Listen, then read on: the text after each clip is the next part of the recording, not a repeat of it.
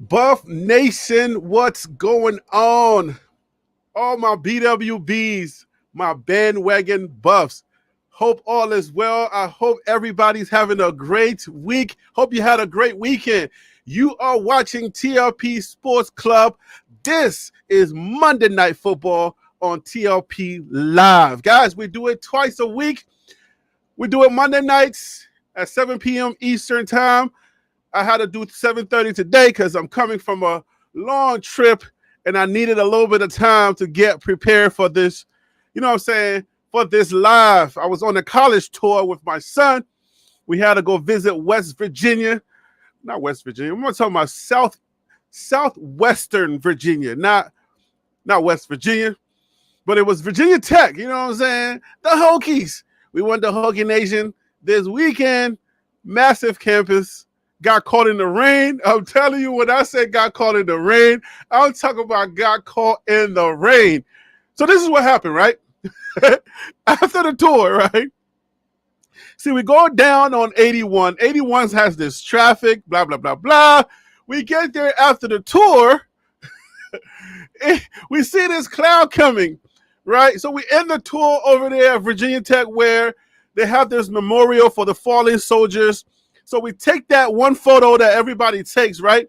And we see this rain cloud coming, and we're like, oh, it's going to be well. The next thing you know, on our way back, the rain hit. And when it hit, it was like, boy, did it hit. The rain hit crazy.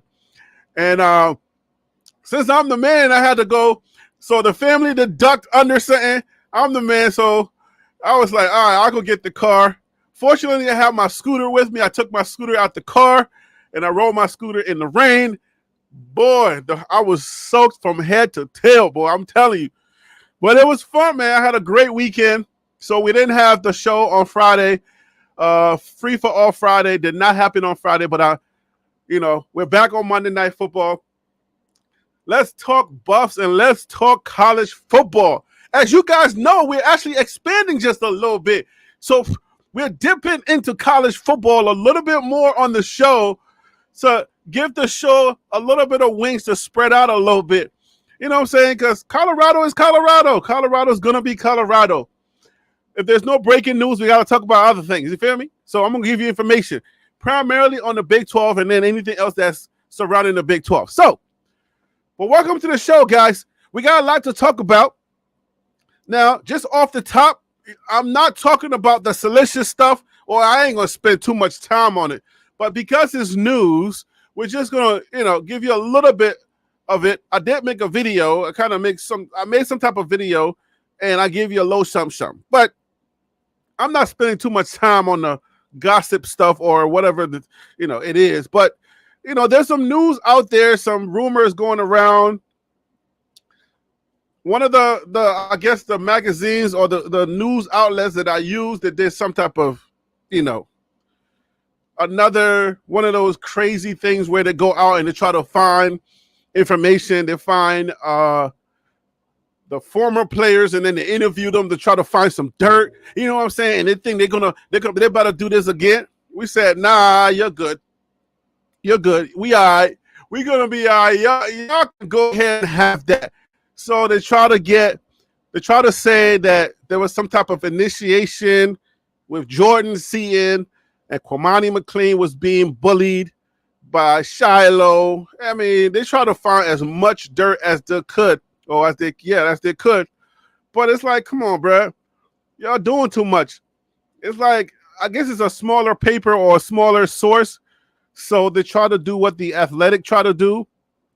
And you know what I'm saying? It's like everybody's trying to do the same thing, and it's kind of boring now, man. We get it. We understand that Colorado is definitely the if you want to grow your paper or you want to grow your outlet, just go find a Colorado player, a former Colorado player, and write a piece about him. And bada boom, bada bang, you got a story, and everybody go crazy. That used to work. But now it doesn't. Nobody cares anymore, all right? We only got like 2 weeks left for football. Maybe 1 week, because I'm sure somebody's going to be playing before Colorado. Before you know it, there's going to be some type of preseason game. from like Timbuktu, New Mexico, even though Timbuktu is in Africa. For those of you who didn't know that Timbuktu was a real place, shame on you. Anyway, so some New Mexico team with a green jersey is going to be playing football like next week, I'm sure. All right, and it's going to be their preseason or their season opener from somewhere. Some college is going to be playing, so I'm sure something's going to be happening. But around here, guys, let me make sure I look good. I ain't got my jewelry on. I did happen to put my watch on, but I ain't got my customary chain on. I think I kind of forgot about that. But yeah, so from that trip, it was a long trip. I went to Maryland, stopped with the family, then went to Virginia. You know what I'm saying? We went in a crazy direction, though. I was like, well, wait. When I used to go back to UNC Greensboro, I used to go through Richmond, Roanoke, and then but this time it took me in a route that I was like, what in the world? So 81 was like two lane highway, and then there was an accident. And then there's construction. So if you're doing a 2-lane highway, you shut one down for construction, and then you have an accident. Yo, we almost missed it. But to the grace of God, we made it. We missed one part of it, the information part of it, but we did get the campus tour, and that was pretty cool.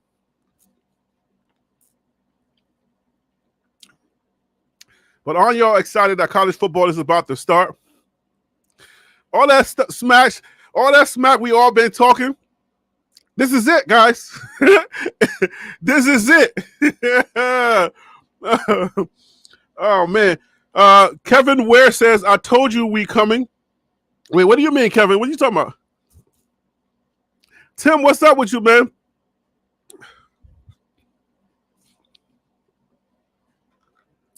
Hope all is well, Tim.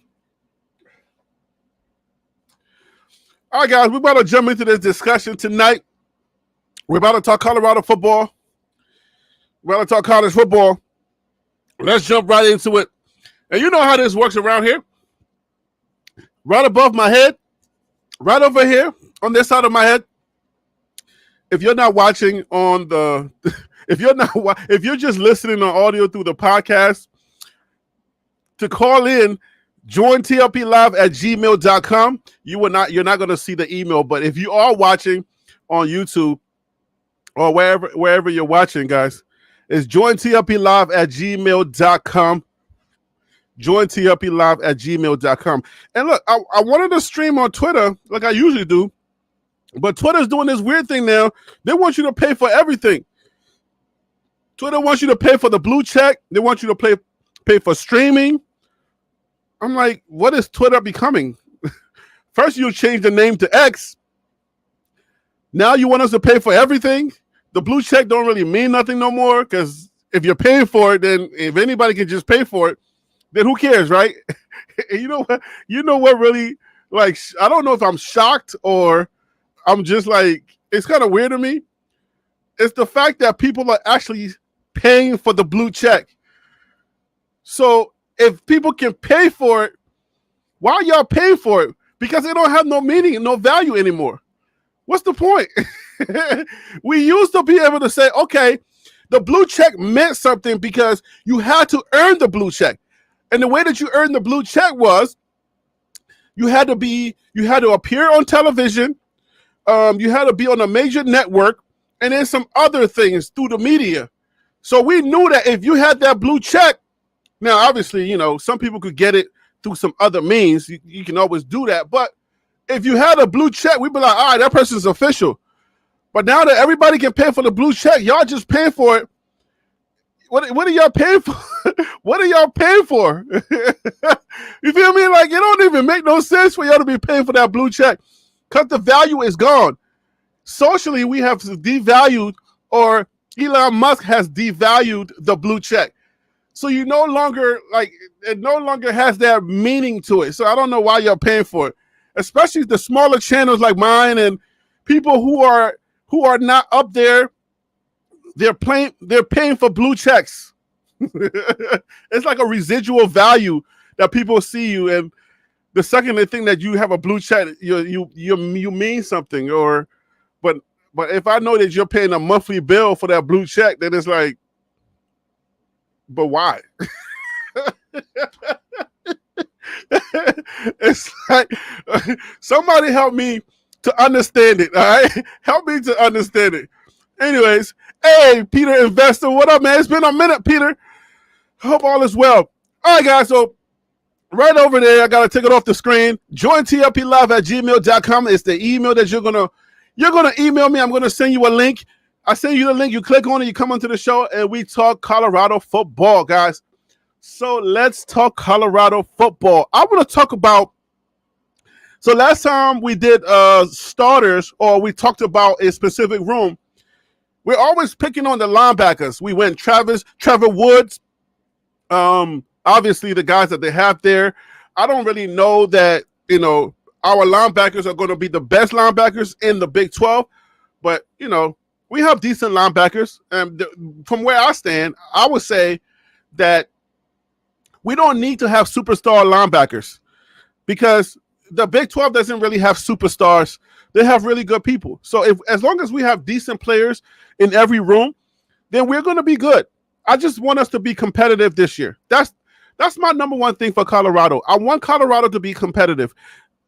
No more Oregon, no more Washington State, none of that stuff. Like, I don't want nobody to I don't want to be watching my football, trying to have a good time and rooting on my team, my Colorado boys, my Louis boys, and they're just getting blown out. I mean, no matter what they do, they can't run the ball. They're just making silly mistakes. I don't want to see none of that. If my boys just come out this year and they start balling out and they're competitive, then based on the information that I have, the studies that I have done, the research and everything that I have gathered, I know Colorado is going to be in a good place when it comes the end of the season. So that's why I'm so confident here. I'm so confident here at TLP Sports Club because I know the information. All right. I think I have information that most people don't have because most people kind of look at general information, but the type of information that I have gathered, it's more in depth, like a real critical look at real crucial pieces on every team that we're going to play and outside of the teams that we're going to play. Because if we're blessed enough, God willing, we get to that Big 12 championship, like most people are predicting that we're probably going to get to. Let me not say most people on my level, right? Most people that are Buff fans, let me not say most people because we got to make sure I correct that. But most Buff fans or Buff channels are predicting that we're going to get to that Big 12 championship. If we get there, we're going to be having to play some of those teams that we probably not going to look at otherwise. And I've done the work. I've looked at a lot of them. Not all of them, but I think I kind of looked at all of them, like, to tell the truth. I've looked at all of them. All right? So I pretty much know them. Now, do I remember names and stuff like that? I would have to go back and check, but not really. But at the end of the day, Colorado is going to be good. Now, this is for all the spies out there that want to know, hey, give me something about Colorado that I can hold on to, that I can go back to my constituents and tell them, hey, man, we need to look out for this. I would say one room y'all need to really look out for, we got really good kickers. We got NFL kickers. That's one thing. Like, at the end of the day, you know what I'm saying? Like, obviously, we have that infamous Mata can't miss, then Mata missed. Right? Then it was like, oh, shoot, Mata can miss, right? That was the Arizona game.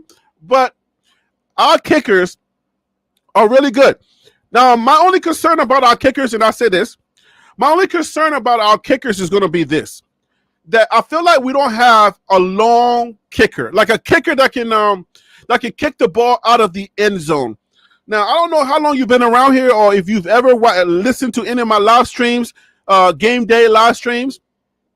That's one thing that I was kind of harping on. I was saying, hey, we need to kick the ball out of the end zone. But for the most part, we've always, I don't know if we could, and it was a decision to not kick in the end zone because we had a good special team. I don't believe that. I don't think we did. But yeah, but it was like, we didn't have the ability to kick the ball out of the end zone. And a lot of the teams that we were playing had that in the Pac-12. So I was like, I wonder if Mark Vassett or Mark Vassett can kick the ball out of the end zone this time around, right? Because I don't know that I don't want the opposing team, especially we don't really know the Big 12, because all we know about the Big 12 is that this is a blue chip. This is a more of a blue chip, or is that blue chip? Am I using the right word for football? Blue chip, blue collar. Yeah, I think it's blue collar, not blue chip.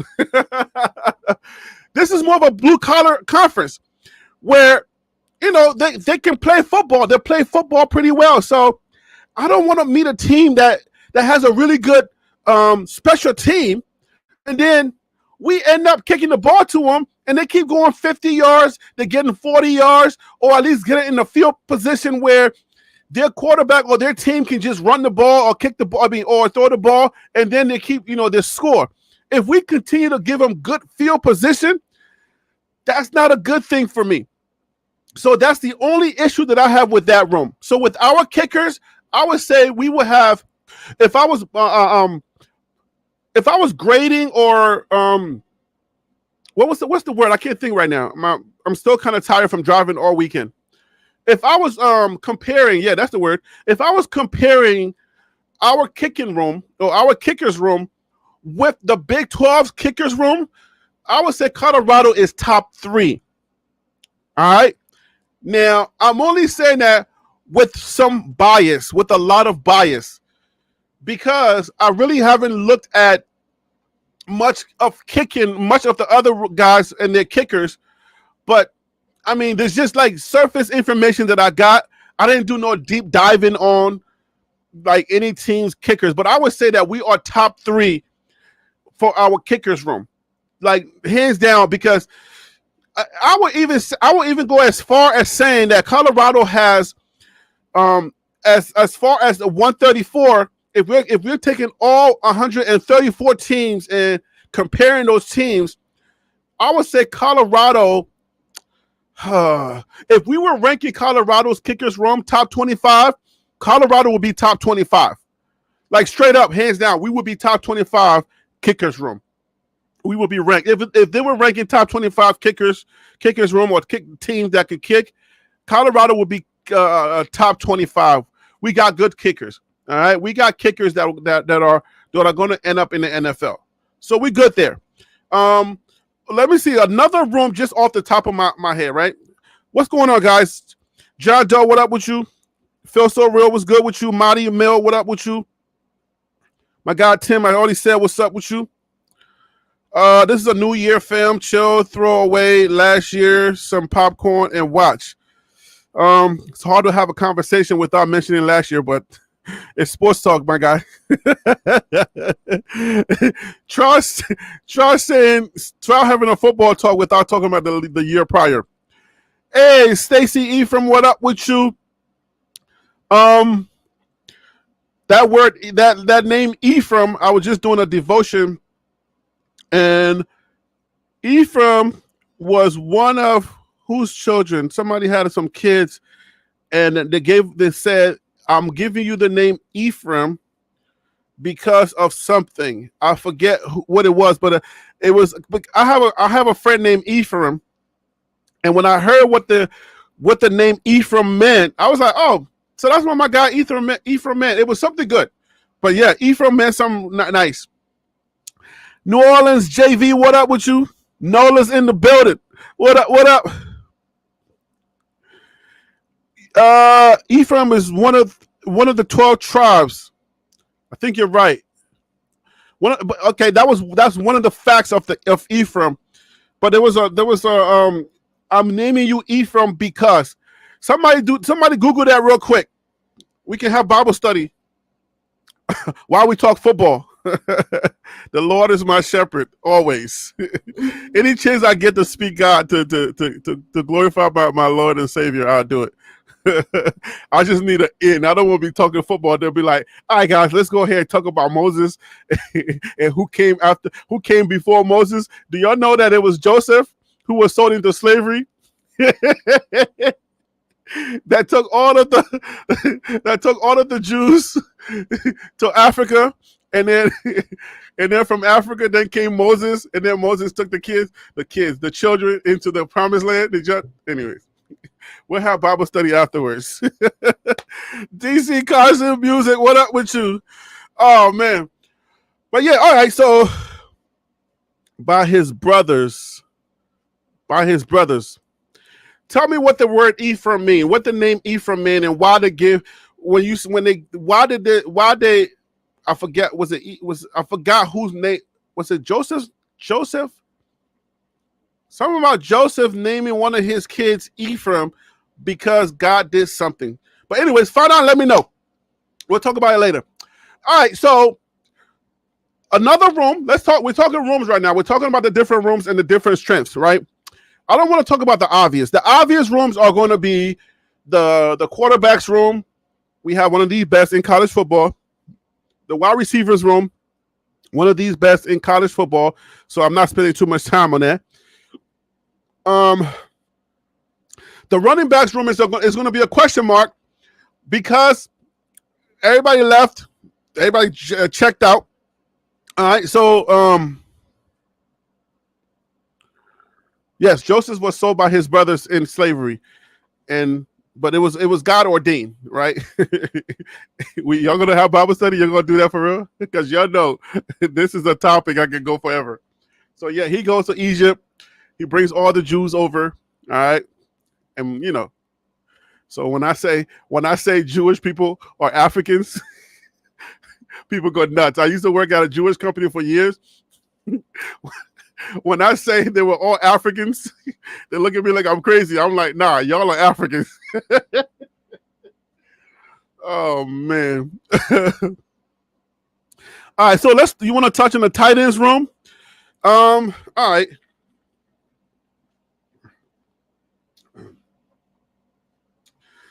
All right, so the tight ends room, the only name that Colorado really brought into the tight ends room, because Savell Smalls is a defensive guy. I guess he kind of like, I don't know if he felt like he was falling too far down on the depth chart and he just wanted to play, which is a great thing to start cultivating when you're in college, right? You want to make yourself a utility guy because the NFL comes calling. You want to make sure that you're ready. You can play any positions because you want to check. Those NFL checks are nice, okay? Think about the NFL checks where you're getting $100,000 and some $1,000 or plus $300,000 to either like play special teams or do something with the NFL team, whether it's not one of the big time roles.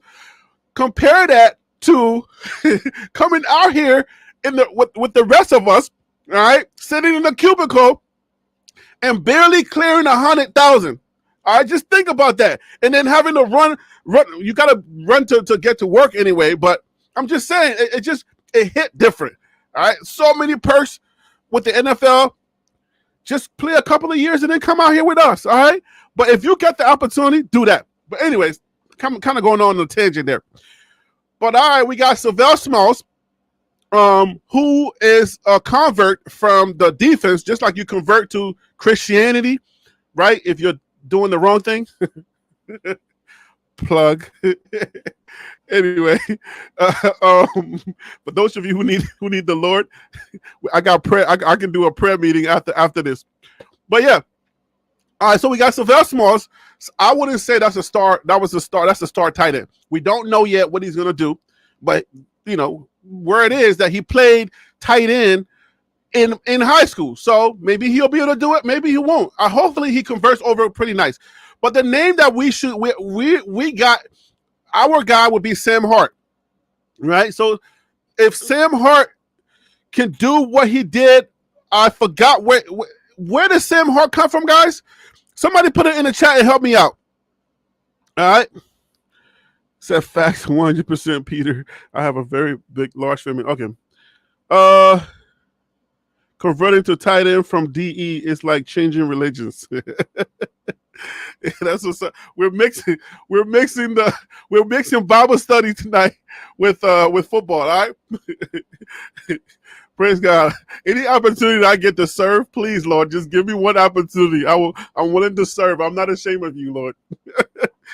I ain't afraid of these people. Just drop a word. I got you. If I gotta prophesy over one of y'all, y'all better duck now, because I'm coming with y'all. All right, so let's go. All right, so we got Sylvell Smalls, we got Sam Hart. Who else we got? Hey, y'all, drop the tight ends. I don't have my chart up right now.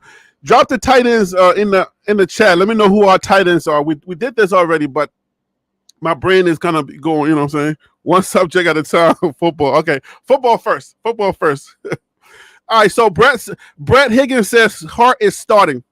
Oh, let me check the email. Anybody wants to come on here? Ohio State. Good. Thank you, Brett. Thank you guys for helping me. I appreciate that. All right. So Sam Hart is from all right. So Sam Hart is from Ohio State, and I'm gonna say he's the starter, right? Sam Hart is the starter.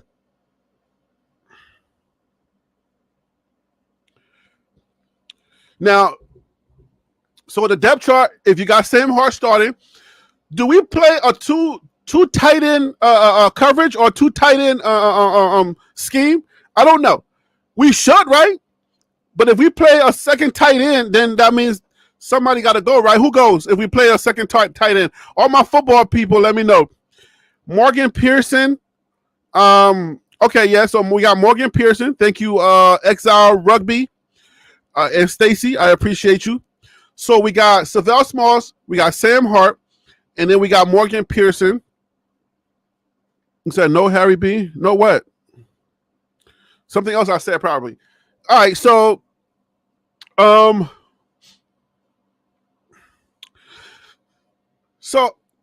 okay, we probably not playing a two tight end scheme, right? That's what you're saying. We got Louis Pesarello. Why do I keep thinking Louis Pesarello was one of those guys that transferred? Every time I think about Louis Pesarello, I feel like I did an article with him transferring, but then y'all told me that no, he did not transfer. So all right, that's my bad. If Louis did not transfer, then we got Louis Pesarello, but Louis is not a starter. So are we playing a two tight end set? Is that what you're saying, Stacy? Hey, Stacy, how you feeling, by the way? I hope you're good, health-wise. I hope everything is good. He retired. It's not Louis Pesarello that retired. All right, am I missing something in the chat here? Y'all help me out. Let me get some moderators in the chat. I don't even know how to work this stuff. CU uses the tight end mostly to block them, sometimes to catch. Yeah, but are we? Hey, Peter, are we using a two tight end set? Oh, Stacey, you just got out of the hospital, but all is well. Are you good? Hopefully, all is good. All right. Remind me we'll say a prayer at the end. All right, I promise. You know me. I'm good for the prayers. So hopefully I'm good. I'm glad you're good. I'm glad you're good. So Stacey, Lewis did retire. So then why? Hold up. Who's Mr. James says Louis Pesarello.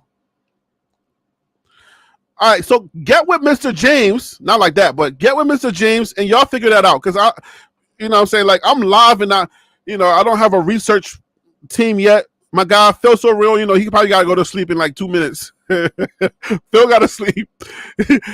My guy Phil is good when we're doing the day shows. The night shows, his bedtime is kind of like,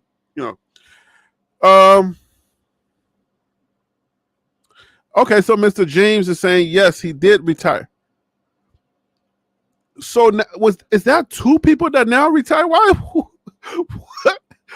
Why are people retiring from football with Coach Brown? I don't want to start that. All right?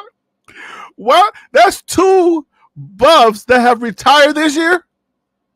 Bruh.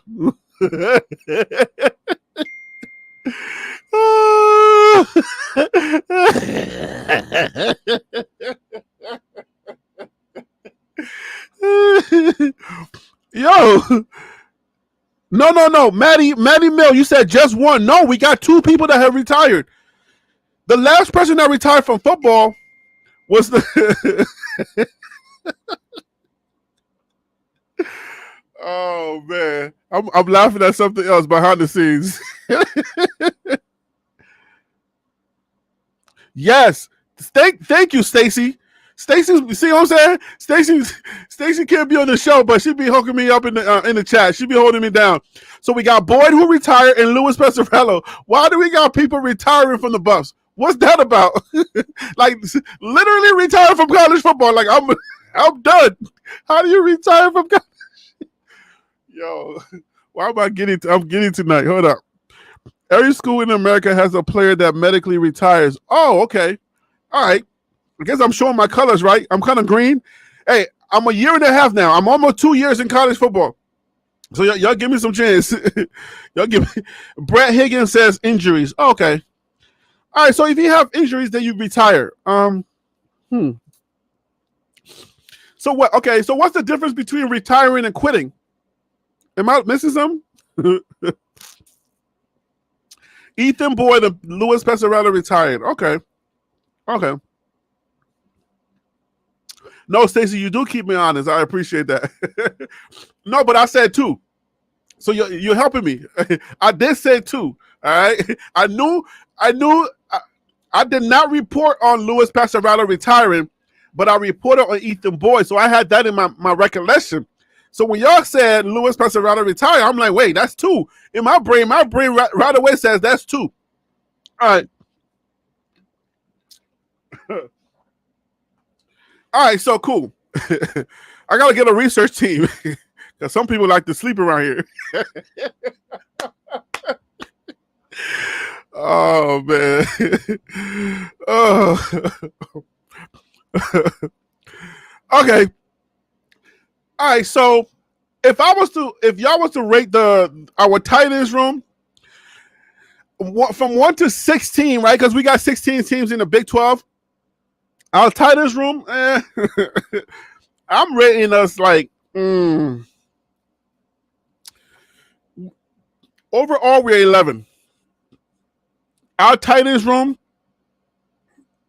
I would have to say we're probably like 14 in the Big 12. I don't know that we got a really good tight ends room. If I was to rate Colorado's tight ends room for the Big 12, I would say we would be about number 14. So because we don't know. Okay, we don't know. Tight end is not our biggest thing. All right. So, but keep in mind, we have top 5. Running backs. No. Quarterback, I would say top 5 or top 3. Top 2. Maybe number 1. Did that go it? Wide receivers, top 5 in Big 12. I'm not talking about overall college football. All right. College football overall, we're top 10. We're rated top 10 for our wide receivers room. But Big 12, we're top 5. All right. Running backs room, it's a big question mark. We really don't know because the guys that we got, we don't have anybody that has started at a Power 5 level in our running backs room. But we have good running backs. So we don't necessarily need superstars for running backs. We have a good running backs room.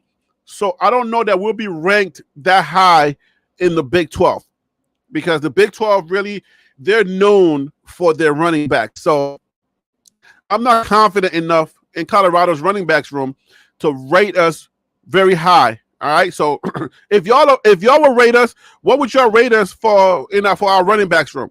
I don't know where to rank us for running backs in the Big 12. We're overall number 11. Would we be at number 11 or will we stay at number 11 or do y'all think that we'll be all right, so Stacy said, well, I don't think Augustav started at a Power 4 or at a Power 5. Big 12 CU wide receivers number 1. Who's ranking us number 1, Tim? Hey Tim, I sent you the link. So come on the show. Let's talk. Just answer your email. So answer your email, Tim. Come on, let's talk. All right. Yeah, I don't know that Augustave was a starter at a Power 5 or a Power 4. I guess at the time that he would have started would have been Power 5. So when did Augustave, according to the researchers, Augustave was not a starter. I don't know that Augustave was a I don't know that he was a starter. According to the researchers, we don't have any starters in our running backs room, any previous starters.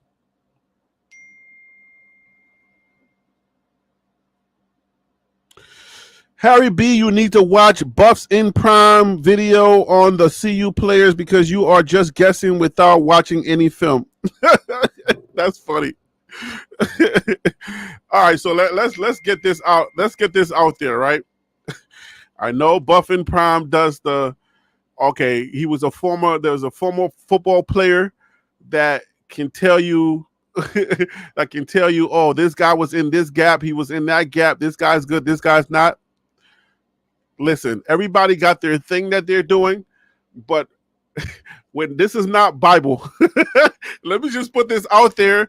All right, it's not Bible to say, "Hey, this guy is good," or that guy is going to be the best. All right. I too can watch football, and I can look at a guy with it, and I can tell you they do a way better job than I could do because they play college football. I have no idea about college football schemes. They know all of that stuff, but that doesn't mean that I don't know what I'm talking about. Okay, I'm not up here guessing.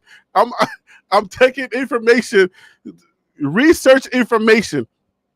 All right, so I don't know if Augustave was a starter at any school because based on the researchers that are talking about our running backs room, they emphatically say that we don't have any starters in our running back, any former starters.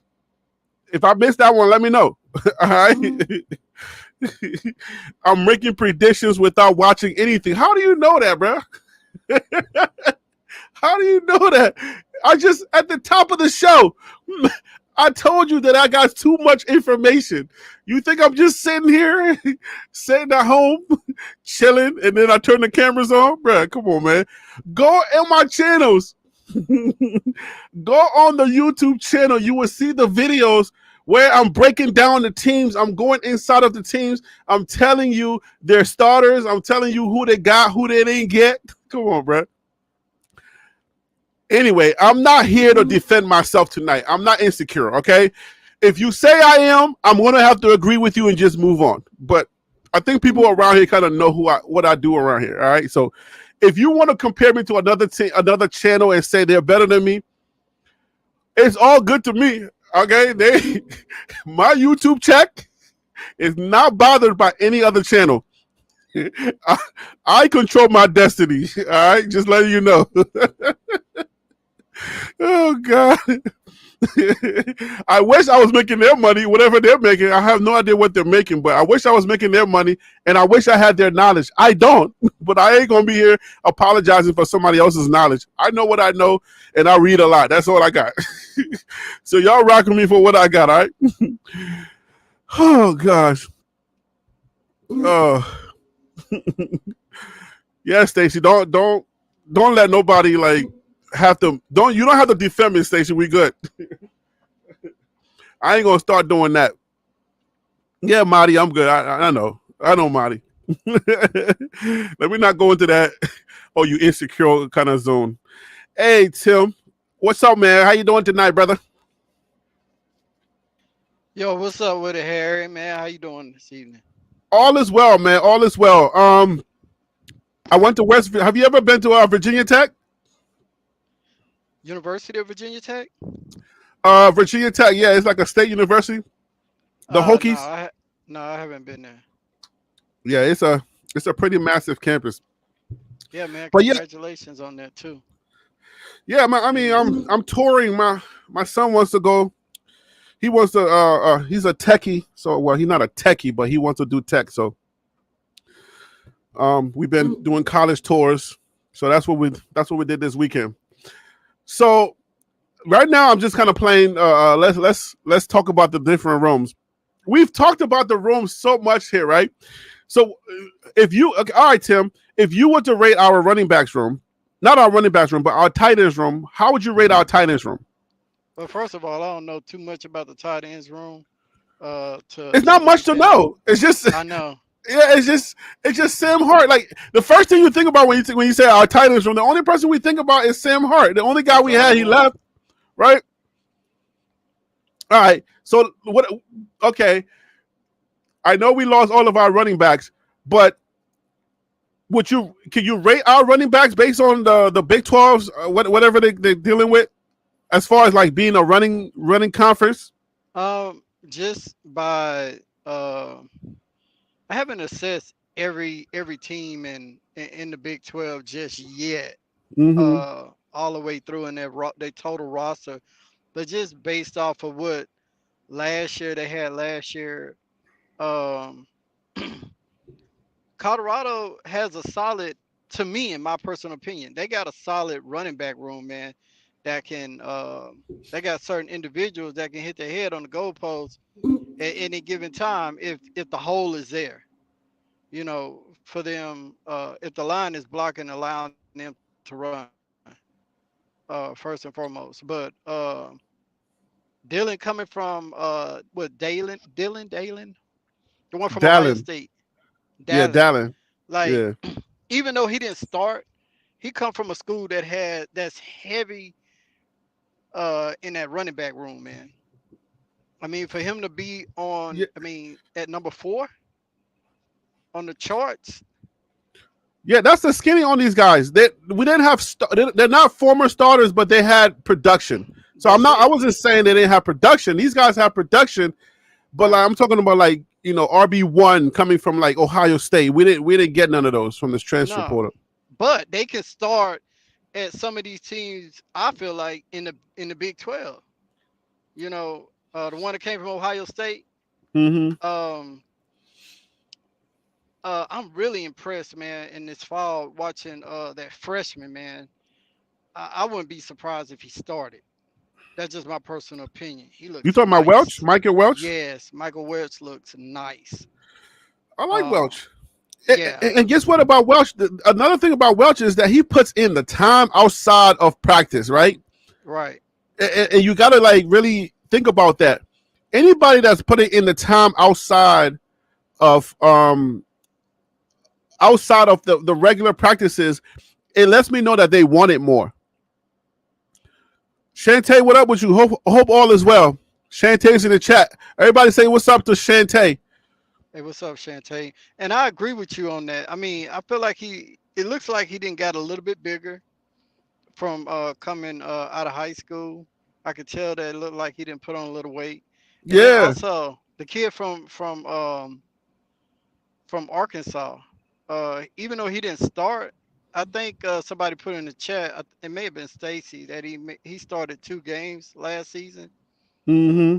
Uh, Hey, Brett makes a good point though. Brett Higgins says Ohio State running back was loaded. Their room was loaded, and he still got 500 yards. That's a good point to make right there. a very good. That's a valid point, man. Yeah, that is. I mean, he had what over, if I'm not mistaken, don't hold me to it because I don't have the stats or nothing in front of me, but Mm-hmm. 600 yards or 500 plus yards. I Right. mean, that's outstanding being number 4 back.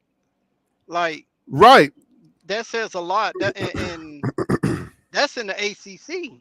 Not to take anything away from the Big 12, but uh, I feel like the competition level in the ACC is a lot harder than it is in the Big 12. Bro, forgive my ignorance, but how can Ohio State be in the ACC? I mean, I'm sorry, man. I'm all over the place right now. oh, they're not in the ACC, right? Ohio State. That's SEC, Nah, right? not Ohio State ain't in the SEC. Where's Ohio? The Big Ten. Big Ten. Big Ohio State is Big Ten, Ten. yeah. Yeah, I'm about to say, Penn hold on. I State. know my geography ain't that great, and people are moving around, but Ohio State ACC. Yeah, my bad. It's all good. It's Big all good. time. I thought maybe I had missed something, and I was just trying to make sure. All Nah, right, let's but bring go let's bring ahead. on DC. DC Carson Music. How's the music out there, man? What up, man? I've been ripping and running and working, man, but it's all good. So, man, I had to come on and at least I don't have long, but at least come on and check my brothers out on the TLP Sports Club. Bow! I appreciate. I appreciate you, man. I appreciate you holding it down. I appreciate you, man. I always appreciate you guys coming on. After all this time, I still got Shantae coming in the chat. Shantae's like Harry B. I still got you, homie. You know, all my guys, Tim's, y'all still here. And some I do have to ask one quick question, Harry. yeah, my guy, go You, ahead. you didn't. I hope you didn't run off tennis, man, because I've been in search for tennis for a minute, man, for a couple of weeks now. Yo. Man, we had okay, I don't know if it was live so we can say it. Uh, you know how like we check each other on the show? You know what I'm saying? We say, hey man, give me some information, give me some data. We got pushback and all of that. I would say whatever. Were you on the show that night?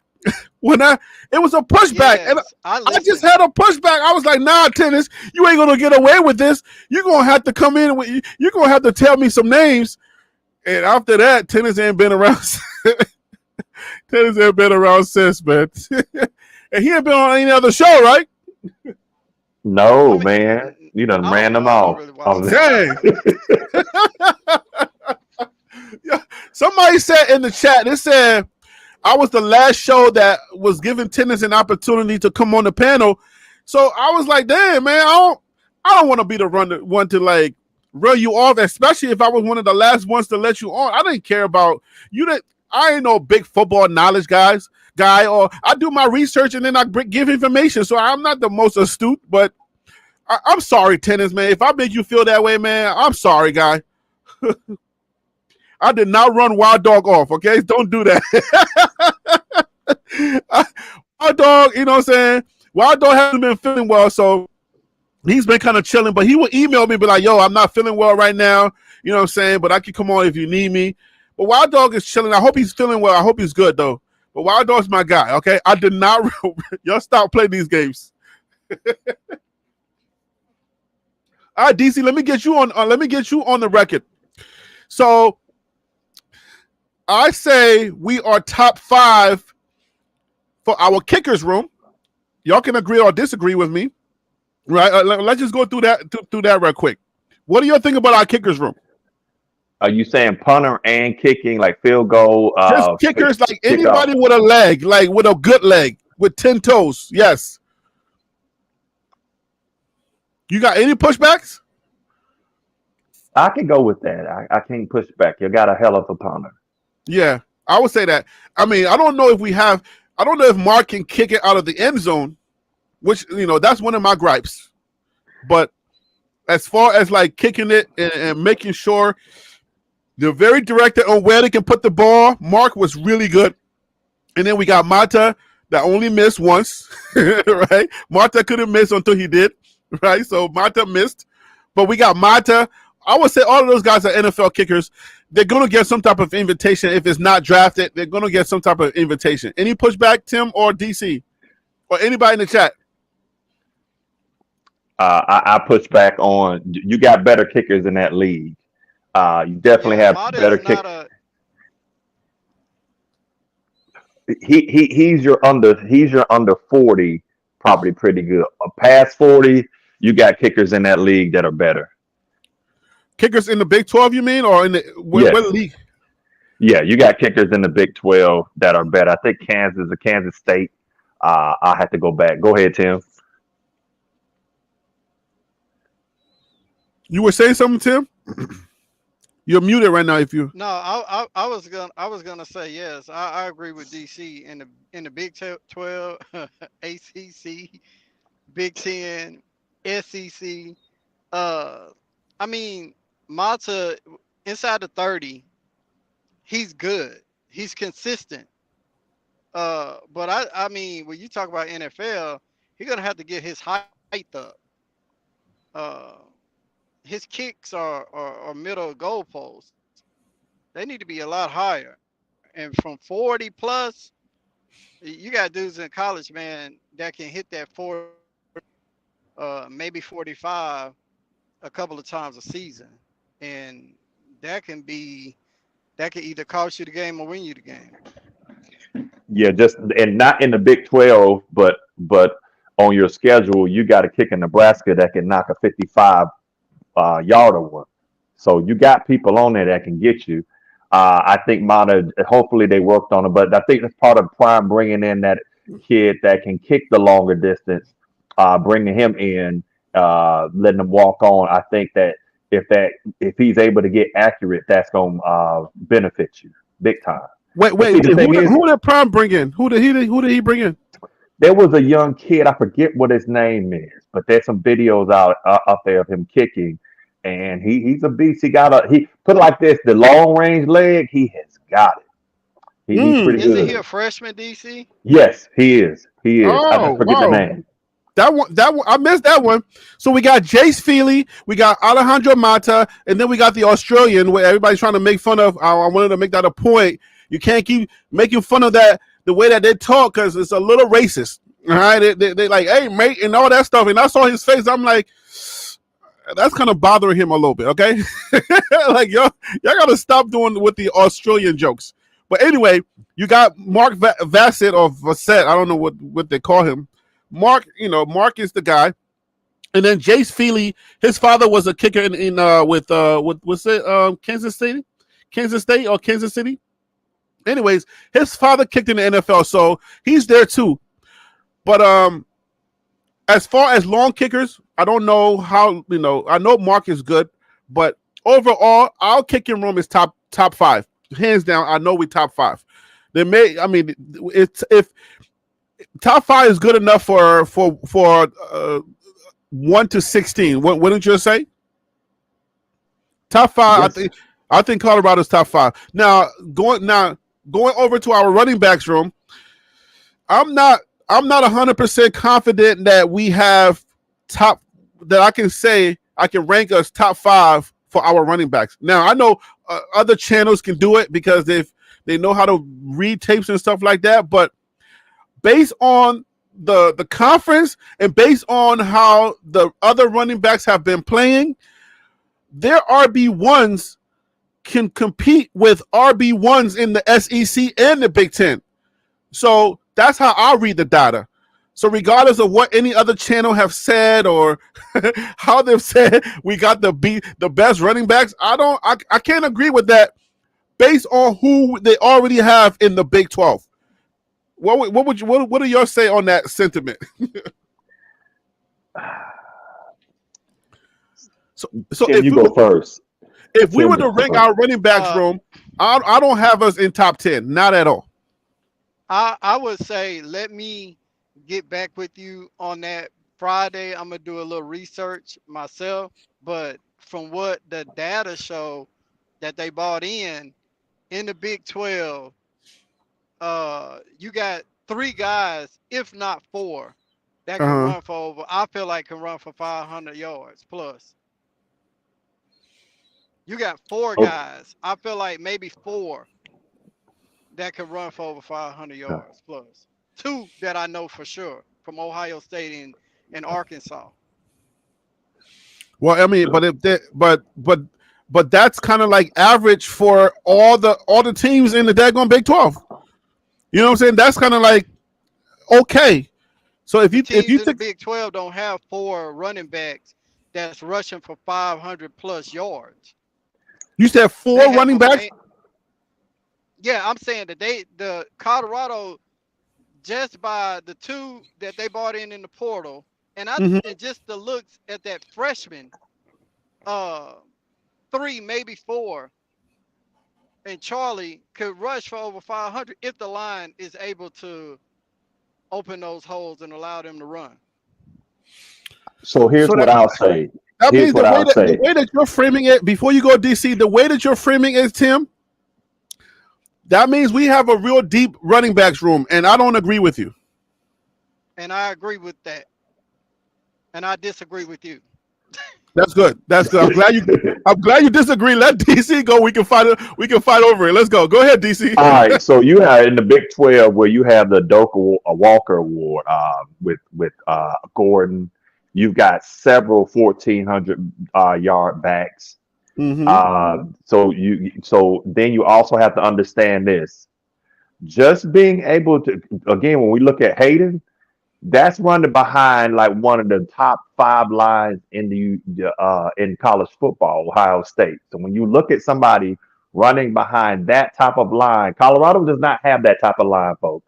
It's not. That's not what it is. They got So better on that line. You're qualifying the 500 yards. I'm gonna sit here and say is that there's a difference between getting that yards behind Ohio State's line and getting that stuff behind, let's say, Kentucky's line or something like that.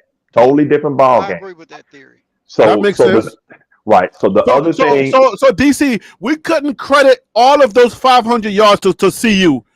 That's what you're saying. We could not credit them.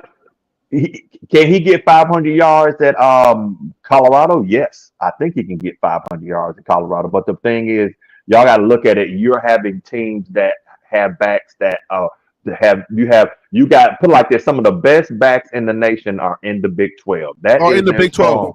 Yes, right, that's their strong suit. So when so here's the thing: the tendency is to say, well, he did great at this school, but you got to look at it. It's not just as a running back. It's not just being in a line. It's being able to. You've got running backs who have 1,400 yards who are running pretty much behind the same line, which means they got better with it. Like for example, they know how each other blocks. They know how Ollie's going to cut. They understand. So the line in the running game is connected. They've been playing for years. So you got it. So, right, they got the chemistry. They understand the little nuances. So you can't just say, okay, these people were good at these schools that Colorado got. I agree with that. I'll never take that away. But the thing is, I can lay out all the ingredients on a table, but that doesn't necessarily mean I'm going to put it and make a meal just as good as somebody else has been cooking the same meal for the past couple of years.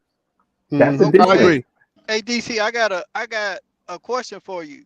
So what's that? Moving from the Ohio kid over to the Arkansas kid, I mean, his yards came from grit and grind. Like Arkansas didn't have no solid offensive line, man, playing in the SEC. It didn't. So what I'm going to tell you though, but then like I said, I'm not going to get into like when his yards came in the game, like were they in the third and fourth quarter where Arkansas was already being blown out and so they was just running. I'm not getting into that because that would not be fair to that young man. What I will sit back and say is out of all the running backs they got, that Arkansas running back is going to play perfectly with Colorado's game because he's got speed. He's got a third gear that he can just take off and go. I think that's going to be the running back that like I know we're saying Charlie and stuff right now, but I think, and I know we said Hayden, but I think that's going to be the one that's going to really open up Colorado to make that play action pass. That's going to be the guy for you. Hey guys, so Stacey Ephraim made a good point. She wants to know that Colorado is going to commit to the run before we start talking all this running game stuff. All right, so that's a valid concern. Well, do you see why that's what I said? Go ahead, Tim. Real quick, Stacey, I would just tell Stacey, Coach Flea kind of made that known in his press conference that they are going to run the ball this season when he was kind of pressed about the running back room. But there's one thing to say it, and then when the tough gets going, you start passing. Right? Because when we get in trouble, we just go right back to what we're comfortable with. I'm just saying. But Tim, think about this, Harry. Oh, go ahead. No, go ahead, Tim. Please. Go for it. I was gonna say, if you think about it, you gotta. If you do not commit, this is my logic of thinking. If Colorado do not commit to the run this season, next season is going to be a disaster with their number one quarterback leaving for the NFL, and you bring even if you get Juju Lewis, It's gonna be a disaster because you liable to have two of those running backs decide to leave. That's a good point. He So makes here's a what I'm gonna say. Here's what that's a I'm gonna good point. say. All right. The one thing that's going to determine if college runs the football is not the offense, it's the defense. If their defense can't stop water, they don't have no choice but to throw, which means they're not going to have a running game. That's kind of what you had last year. And again, understand is that yes, you've got improved linemen, you've got some improved linebacker play. You do have that phenomenal. You have a good safety with Shiloh, but you are having a new DC calling it and putting it together all together. I know people sit back and say, "Well, the DC is going to play to his strength of the team." Well, that sounds good. It is good, but at the end of the day, is if you have a streamlined defense, you have to have elite players in order to make that work. Because other than that, people will out scheme you. You're going to be all they got to do is think about it. You simplified the offense. All I got to start doing is motioning you. You're going up against teams that have been together for a while, so they can shift sets, do all kind of stuff, see what you are in, and then with the ability to have the headset in, is that they can watch and see what you are lined up in, and have the and speak to QB out aboard the line, do a quick check, and so those are things, those little nuances. Not saying that Colorado can't recover for that. It's just saying you got to watch things like this. So again, I think Colorado wants to run the ball, but if they find themselves being exploited on defense because it is a new DC and maybe not be or let's say a new team, that's going to wind up putting more pressure on the passing game. And the thing is that the thing where you got Shadeur, so you always have a fighting chance when you have Shadeur.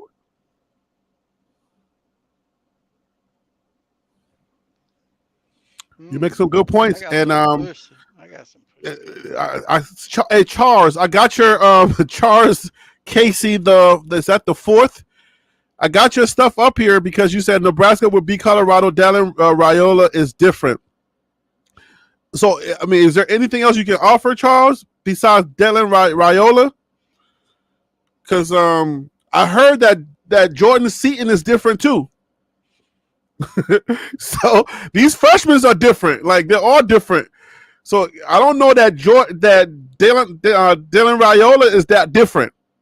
I don't Ravioli in that.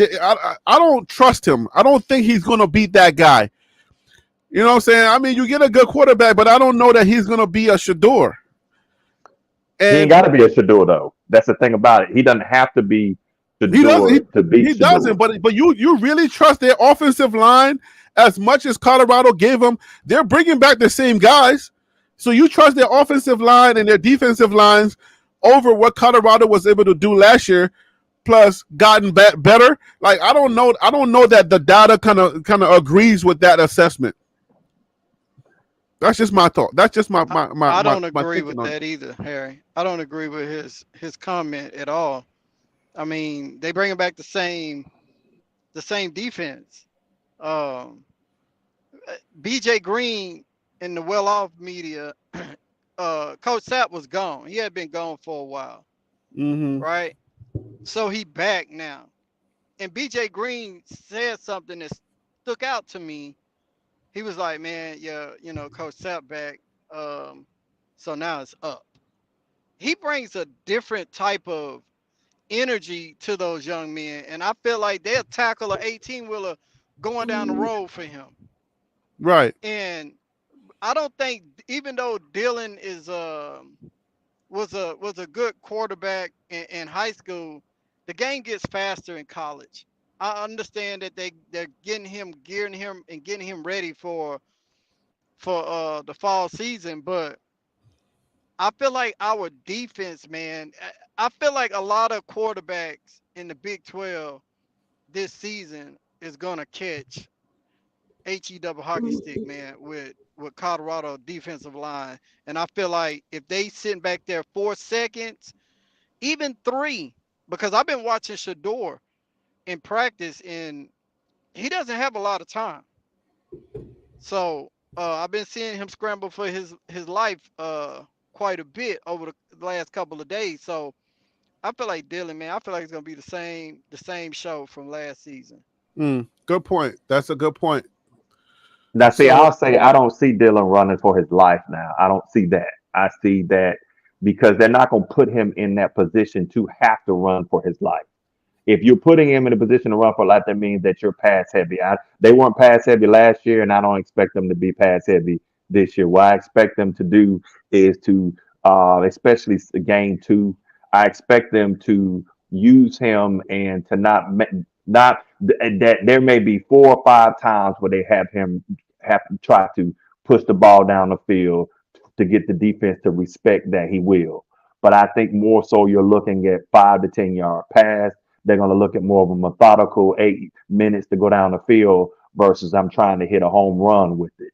I also see is that you can't take away that I think Colorado is better, and Colorado won that game fair and square last year. But I also think you cannot take away when you have a situation where a quarterback himself is making 3 to 5 turnovers. That just like for example, if we say with Colorado, hey, if you can take half of those sacks away, Colorado's a better team. That's true, but you also have to look at is that game if Nebraska takes half of those turnovers away, that could be a better game.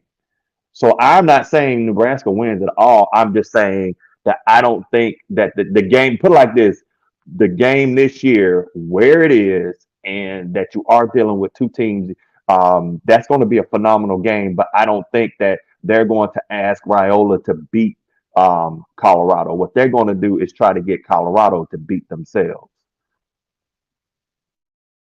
I mean, I agree that Colorado is definitely capable of beating themselves like last year, but this year, I feel like based on what the players have been saying, if you listen to some of the interviews that they've been given, even if you listen to Camden Dempsey, what they call him, the governor, like what he's telling me and what I'm seeing for myself, I think what's his name? Jordan Seaton kind of covered it well. He said guys did not have what is the word that he used? He said something about the O-line. They asked him about the O-line, and he said something that kind of struck me. That if there's a different feeling, even though you can say that all day. And Mike said, I'm going to learn what rebuilding is all about this season. So I would like to know, qualify that a little bit, Mike, for me. Let me understand what rebuilding is. But I feel like if you're talking about rebuilding, I feel like they've rebuilt that line. And what guys were missing was probably that chemistry that, we just talked about. Even though they didn't play a lot together, but I feel like there is chemistry now, and they're gonna get it. They're gonna come together because chemistry there are levels to chemistry because there are, like you said, nuances. When you've played together for so long, there's gonna be different types of nuances. It's just like hanging out with guys where when you guys go out, you can look at each other and you already know what you're thinking and what they're gonna, what you're saying. So there are different levels of that kind of of chemistries that you can tap into depending on how long you've been together. But I think they're gonna be okay. So I don't see Nebraska just coming in here and just beating us because of Dylan Raiola. I don't see it. The dollar's is not supporting it. They got a better defense, but if they got better, Colorado got better, and then Colorado has the better quarterback. If you're saying that Dylan Raiola is different, then you better think in your mind that Shadeur is a problem for Dylan Raiola for them. All right. Colorado is a problem. Colorado has the number one problem quarterback in college football. So I'm not giving no credit to Dylan Raiola and then not crediting one of the best quarterbacks in college football. Like, how we do that? I Right? think that's fair. I think that's fair. I think that's fair to say you can't give it to Shadeur to Dylan and not give it to Shadeur. Nobody, if somebody's saying that Dylan is better or even equal to Shadeur at this point, you are not paying attention to football. But right, you got to also understand Tua was a freshman and won the offensive MVP in the national championship game. So the point I'm trying to make is that, again, You don't have to. You don't have to be. Put it like this: Shadeur will always keep Colorado in the game if he's healthy. There ain't no Mhm. question about that. We've seen the data. The data says that that is not something that even the butter can argue that. The point I'm saying is that you got to look at, like, for example, we look at last year's game, and I think we say some takeaways, but they got better, and Colorado absolutely got better. But to sit back and, I mean, think about this. Put yourself, if you're Nebraska, this is a good way to play it. Okay, watch this, Harry and Tim. If you're Nebraska's coach, how do you beat Colorado this year? And don't say just don't show up. Did I tell the white guy not to come on this channel? Mike is funny, yo. Mike is one of those funny guys. But hey, I have a question real quick, DC.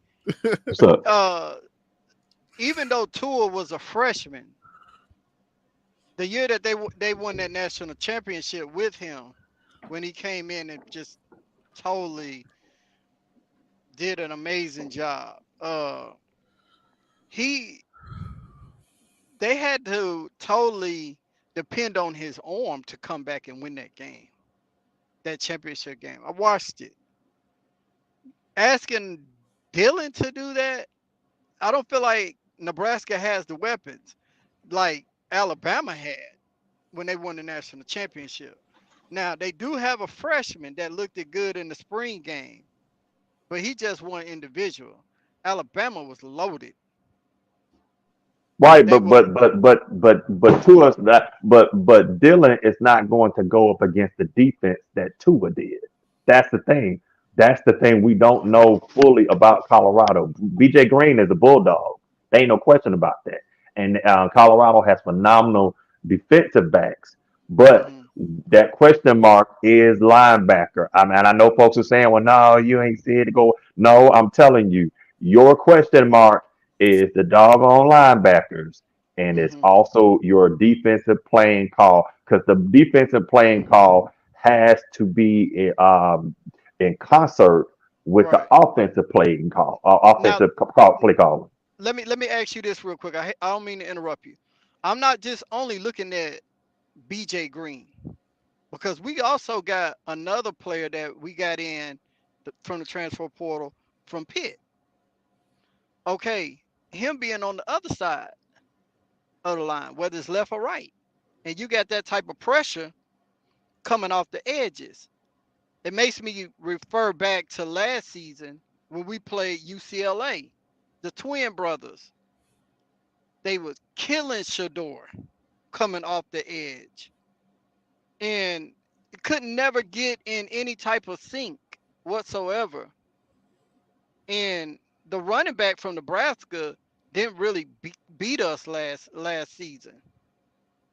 I don't really know exactly how many yards he had rushing in that game, but I don't think he really hurt us like that. It was really their quarterback that hurt us, but having two guys flying off the edge like that, man, and Wait, when did Brandon Davis Swain? When did he become a defensive end? Oh, he's always been. you talking about Brandon Davis swing? Yeah, I'm talking about the what's on your screen right now. If y'all can see it, because y'all talking about BJ. Y'all talking about BJ Green, right? We got BJ Greens. We got Go Todd. down, Huh? go down, Oh, go back down right to. there on your left hand side.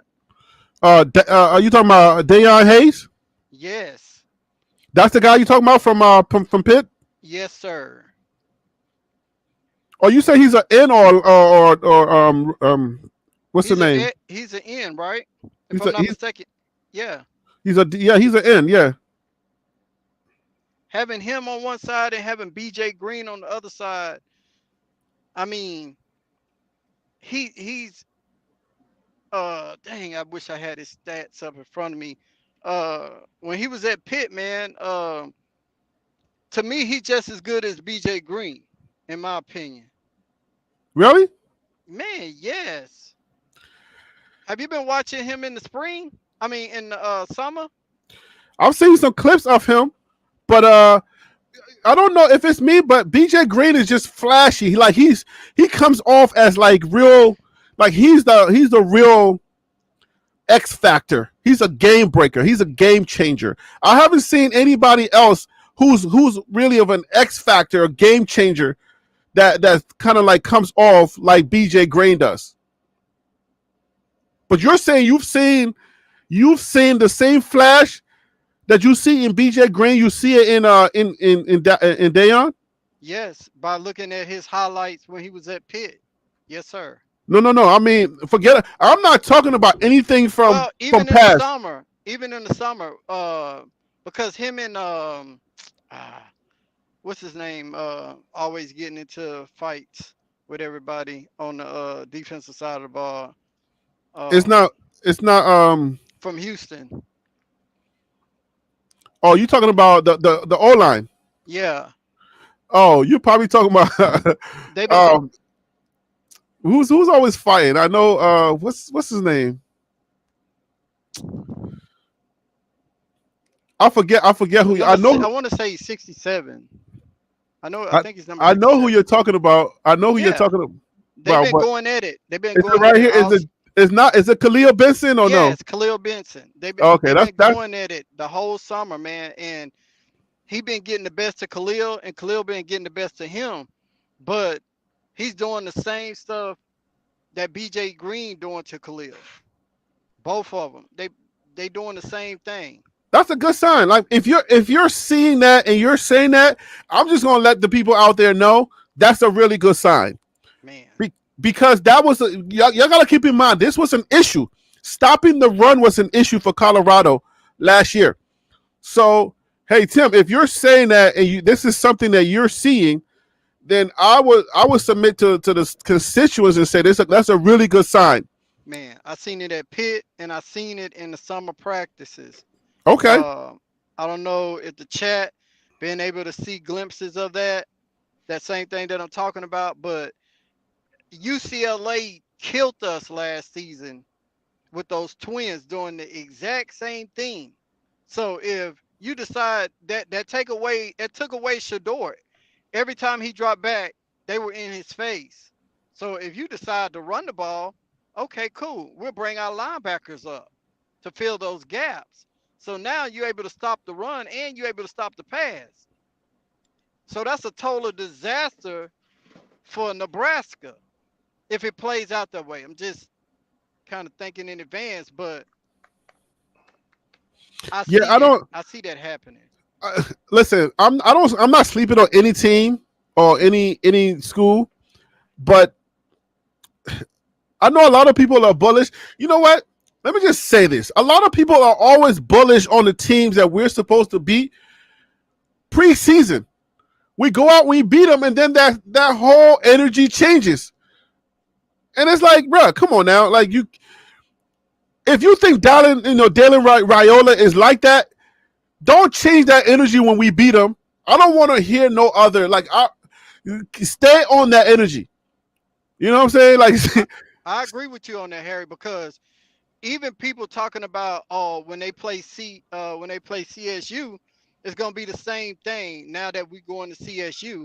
Okay, well, have you looked at CSU's schedule? They got the University of Texas the first game of the season. I wonder how many of their how many of their players going to even be healthy enough for that game. Right. They finna get blasted. It's gonna be a lot of hard hitting in that game. Hey, be careful though, because CSU did have a major upset mid-season last year. All right, so hey, Harry, they got to go to the University of Texas, and I know. I ain't saying they're gonna go out there and go beat Texas. I ain't saying they're going out there to go beat Texas, but I'm saying I will be careful on how I prescribe that. They're about to get smashed. They had a major upset with a ranked team last year. That's all I'm saying. Just keep that in mind. I don't know if they were ranked by the time they beat them, but it was a major upset. So I just want to put that out there. I'm just gonna sit here and tell folks this: your second and third game is a rivalry game, and saying as someone who has stood there and watched Bama clearly have the better team over Auburn, and watched games such as Kick Six and Cam Newton just shred us like cheese on a taco and all kind of stuff. And that when it comes to these rivalry games, understand you can have the best doggone quarterback that you want to have, but rivalry games are different, and rivalry games played in the your opponent's stadium. So again, you're going to Nebraska and you're going to Colorado. I am no means saying that Colorado is going to lose to CSU nor Nebraska. What I am sitting here saying, well, I do think they lose to Nebraska. I'm just going to be honest with you. I think night game, 90,000 people, that kind of stuff. I think that's going to, and the main reason I say this, that's going to be hard for Colorado. It's going to be hard for Nebraska. It's going to be hard for Colorado to hear. And when you're new playing together, being able to hear and talk and see each other, that can disrupt you. There is such thing as the home field advantage. But as far as Colorado State, I'm not expecting Colorado to win that game, Colorado to lose that game. But you can't take away from them rivalry games. They can get ugly. Last year, y'all supposed to kill Colorado State. I think what you was a 21-point favorite. And you saw that game win overtime. So just keep that in mind. That's But that all was I'm the saying. same spread. That was the same spread for TCU, and we went in there and beat them. Right, but then you had the same spread for that. Then you had a spread 21. They was about to beat Stanford, and they came in there and said, "No, you're not." So that's those kind of things is where I get it in the fandom in there. You got to absolutely cheer for Colorado. I'm just saying, basically, what you're hearing me saying, and Tim, you realize that, like Tim, I would tell you one place I never want to see Bama play ever, and that was two places: Jordan Hare and then freaking Baton Rouge, dude, Tiger Stadium. Never. Because it gets ugly, and Very ugly. once it gets ugly, it never changes. It just stays where it's like this game is over. So that's why I would say Colorado is that. Understand, you have never seen your team play in a stadium like Nebraska. Nope, not with USC and not with UCLA. You can say that all you want to. You have never seen a game environment like you're gonna see in Nebraska. I hope you win it, but that's those equalizers. Because see, they're gonna be quiet when Dylan takes them snaps, but they're gonna be loud where Shadeur is not gonna be able to hear himself think. Yeah, But well, don't they have new systems in place so they can talk to the quarterback inside their helmets this season? Well, they do. But think about it. If he audibles, they got to turn around and look at him, and because it's new, some of those linemen are new. That you got a new system, fairly new offensive system coming in there, and a new play caller. So they've got to be on one page. Let me ask you something. Do you expect them to be solidly on one page by game 2? No, I don't. you talking about Colorado? Right. Colorado again. You Shadeur, dude is a baller. You're not gonna rattle him. But the thing is, it don't take for Shadeur to get rattled. It takes for other people. It takes for folks that are paying more attention to the environment, that they're not running their routes or stuff like that. Shadeur and traffic's gonna be fine. I mean, that just is what it is. They're professionals, and not saying the others aren't professional. I'm just saying consider that. That's all. I feel like Wester's gonna be okay. I feel like Jimmy Horn's gonna be okay. I feel like that wide receiver core is gonna be fine, man. What do you mean fine? The wide receiver score is one of the best in the country. Yeah. I ain't got no problem or no issues with Colorado's wide receivers core. I'm telling you that data for data, I can argue Colorado. I can go on any show and I can literally argue for Colorado's wide receivers room. And I don't care who it is that I will argue against, because we got one of the best quarterbacks in the nation. People don't believe it, but Shadeur is that kid. He's a problem. Shadeur he's a true problem. I know when it comes from a Colorado channel, right? When it comes from TLP Sports Club, and I'm so Colorado and so Coach Prime, and I'm a bandwagon buff and all of that. coming from me, that doesn't really, it's not really carrying the same amount of weight. But I'm guaranteeing you right now, guys, pay attention to Shadeur this year. Shadeur is going to do some special things this year, and forget about that haterade. Trust me, Shadeur he's a college football player. He's NFL ready. I don't care what type of issues you got with your aunts and your uncles. Forget about all of that. Shadeur's a problem. So, and he doesn't even need elite wide receivers. If Shadeur has a good line, like take one of the better lines in college football and put it before Shadeur, you can downgrade all your wide receivers as long as they can just catch the ball and not have to do anything crazy. It's gonna be a wrap this year. I'm telling you. I'm gonna keep it real with you. The number one thing that Coach Sanders did as head coach of Colorado is bring his son. Could y'all imagine this team without Shadeur? Again, I'm saying you got Travis, but without a quarterback like Shadeur, they would be probably looking to fire him this year. Because last year would have been ugly. I mean, horrible. He single-handedly, I got to keep it real, not saying he didn't have supported cast, but he kept them in games because of his accuracy and his understanding. His football IQ is through the roof. The problem that you can have, though, in there is that, now there's enough film on him to understand his tendencies, which is to hold the ball a little longer and then sometimes not throw. He might not have the windows. The windows may be tighter to throw that ball into. But regardless, his wind up it's a real big motion. And hopefully he's got the arm strength a little better this year. Like when y'all was watching him out there with Cam Ward and all of those, and the way he was throwing, you could say his motion was a little more of a windmill. It wasn't as tight as it could be or quicker, but I did see that they were working on that. So that's promising. But those are little things that's going to make it. Like, can you beat the Nebraskas and stuff like that? Yeah, you absolutely can. The issue is going to come when you start having teams that got speed. Like when Tim talked about speed on the outside for Colorado on the defense this year, the problem going to come is that when you go up against a team that also has speed on the outside, because then that's going to rush them. So it's not saying that Colorado is not going to be a good team. I think they're solid. It's just that I think you got to really do your homework and find out, hey, are these games where they can exploit? Because the thing I would say to folks is that you got to love your team. You absolutely can. You always want them to win, but you do have to recognize what the weaknesses are. I knew going to last year our weaknesses was Jalen Milroe. We saw that first 4 or 5 games. That was going to cost us. That center was going to cost us, that line. And guess what? It did. They did good enough to beat people because they had better talent. What I would say to Colorado fans is that I don't think that the talent is as great overall, especially with the depth, not the starters. The depth as people think it is. I think it's better, but that's an area of concern. Mm-hmm.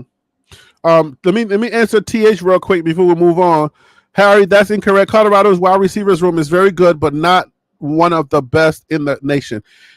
Well, okay, so what do you consider a top 10 wide receivers room? Top 10 in the nation? Not my words, but the words of analysts that Colorado has a top 10. We're ranked top 10. All right. I think we're ranked number 8 or top 10. We're top 10 wide receivers room in the nation. So I don't know if that's when I say one of the best in the nation, that's what I'm talking about. We are ranked top 10 in the nation. I agree with that. So we do have one of the best wide receivers room in the nation. I mean, I know it's Colorado and it's hard for people to really take these words. When it hits people's ears, it hits a little different when you add Colorado to it. I get it. I understand it. But this information ain't coming from just like somebody just kind of just woke up one day and feel like, oh, yeah, I'm drinking all the Kool-Aid, the Colorado Kool-Aid, and I'm not doing no research. Like, I'm telling you, Shadeur is one of the best quarterbacks in college football. Yes. Travis Hunter is one of these best players, college football players in college football. All right, trust Yes. that. You got to trust these things. I'm telling you, and I'm not the only person saying it. I'm telling you. All right, and then one of the best kicking room in the nation. All right, I can put money on that one. I'm not a betting guy. Now after that, then we kind of have to start saying, now let's be a little concerned after that. But other than, if we were to go into battle and say, all right, should Colorado even have? Should we even be in the conversation with saying top 10? Like we can give you 3 rooms that we are top 10 in. I don't even think we should be in the conversation. Period. But the fact that Colorado is in the top 10, that's crazy. Like, you know what I'm saying? But Harry, here's the thing I would say is that I get it, and I know I get accused of being a butter because I look at but the truth is my mindset is I call strikes and balls, fouls and safe, and that kind of thing where you're looking at what it is, and that you can't take away that. I understand folks don't like Shadeur, they feel he's arrogant, that kind of stuff. But you can't take away from and I would say something to Shantae real quick. I get that Shadeur is a perfectionist, but no, when he gets in the NFL, he's gonna be throwing those balls are always contested. So he's gonna have to throw in tight windows. He's got to get used to it. And the reason why his interceptions are low is because he doesn't. But guess what? If you start getting them people keying off on you like UCLA does, and you aren't used to throwing those balls in a tight window, then you're gonna get blasted every time. So he's got that's one of the things that you've heard people say in this game is that he's got to be able to just not wait for that necessarily a wider open. He's going to have to get used to throwing in the tighter windows. They say this is that when you play high school football, you have to be able to used to accurate enough to throw it into a doorway. When you get into college football, you have to be able to hit the doorknob. And when you get into pros, you have to be able to throw it through the lock. That's how tight those windows are. But that's great because we have such an accurate quarterback who is, one of his Achilles heels is the fact that he tries to be a perfectionist because he knows exactly where he wants to put the football and he can put it there. You feel me? So like, I have never heard anybody, even the most craziest hater, ever say Shadeur's accuracy was a problem. Right? So that's crazy. Yeah, I don't agree with. Well, see, that's the thing I'm saying is that I get folks not liking some of the brash and the stuff like that, but you can't take away from that receiver room. You can't take away from Shadeur. I get it. You can hate on want to, but I mean, at least hate something that's real. If you want to hate, I would sit back and say, if you choose something to hate, maybe hate on the depth. Hate on that. That could be questionable. But as far as like watching BJ Green, like what Tim was talking. I mean, BJ, watch the game when they played Colorado last year. Dude had 7 sacks by himself. 7 sacks by himself. BJ Green sacked Shadeur 7 times? I believe that was what it was, where he had 7 sacks by himself. Wow, playing, bro. Let me pull that back up again. There's no way BJ Green sacked Shadeur 7 times. Dang. So Surfer Boy says, Harry, I don't disagree. Shadeur is an elite quarterback and wide receiver room is legit. That's not my concern. So you're kind of agreeing with me, right? So that's cool. And just by the way, he doesn't always agree with me. So just put that on the record. The trenches, especially the O-line, is the issue. Yeah, I mean, that's yet to be seen. We all know that. We're all kind of like holding our breath, crossing our fingers, right? Because when all these other channels are doing all these assessments and saying, giving you all these predictions and saying our floor is 10 wins and 10, 2 losses. So it's like, let's keep that in mind as well. Let's understand that there's a lot that goes into everything working in synergy. It ain't like, oh, you can evaluate this player and be like, oh, he was at Ohio State. He did so great. So everything he did over there is going to translate the same way. Then you don't know how to assess data. That's not how the data works. You will literally have to take everything that helped him to get that and put it over here at Colorado and then say, okay, and then push the button and say, go. And then say, okay, he can do that and more. But if that's not the case, then that's not, you can't interpret the data and be like, oh yeah, you know, I know you like your favorite channels, but that's not what I do over here. That's not my gift. Okay. They got a different, they got a different gift, but I got to draw back and say, you know what? All of the scenarios have to work in synergy for everything that they're saying to work. You know what I'm saying? For it to work exactly how they're saying it. And I don't do it that way. Harry, let me correct myself real quick. I'm sorry, it was 7 tackles he had. He 7 had tackles, not 7 sacks. Because Right, I'm like, come on, bro. Right, my bad. I remember 7, but even when I said, I was like, man, I probably misspoke that one. But I just remember him being a beast. But I mean, like Tim will tell you, it wasn't so much even with the 7 tackles. It was just that he was so disruptive the entire game. So I think he's gonna be fine. Right, that's. Man. Hey man, and I'm very impressed with what I'm seeing with BJ Green. Like, I don't know. I'm looking at that guy and I'm like, yo. Secretly in the back of my head, I don't want to pump it too much, but I'm like, yo, that dude is going to be a problem in the Big 12, and we're going to be hearing his name a lot. If he can stay healthy, if everything goes well, God willing, and he stays healthy, you're going to be hearing BJ Green name a lot. And in Colorado, I know that we have the media thing already, but you're going to hear Colorado this year step into its own when it comes to football talk. All right, this is where the buck stops. That's it. Or this is where the bull stops. Colorado is going to be in the conversation this year. The same way, I'll put it this way: the same way that Nebraska, even though they're not quite there yet, the same way that people feel confident enough to put Matt Rule and his team in that conversation. I believe this is Colorado's year that we're going to be in that conversation. I'm comfortable, and I know it's going to happen because we have individual players that can do it, and the team is working on synergy. They're working on chemistry. And I would say, let me put the schedule back up so we can see. I'll tell you straight up. By the UCF game, Colorado is going to be on a different level. I'm gonna tell y'all straight up right now. By the time we're finished playing UCF, Colorado is gonna be over. It's gonna be over that whatever that hump is when it comes to like, all right, guys, we figured it out. Let's go. That's when your K states are gonna have to they're gonna have to start reevaluating how they've been preparing for Colorado. Your Arizonas, your Cincinnati's, and not Cincinnati, but your Texas Tech and all the rest of the teams are going to have to reevaluate Colorado because Colorado is going to be on another level.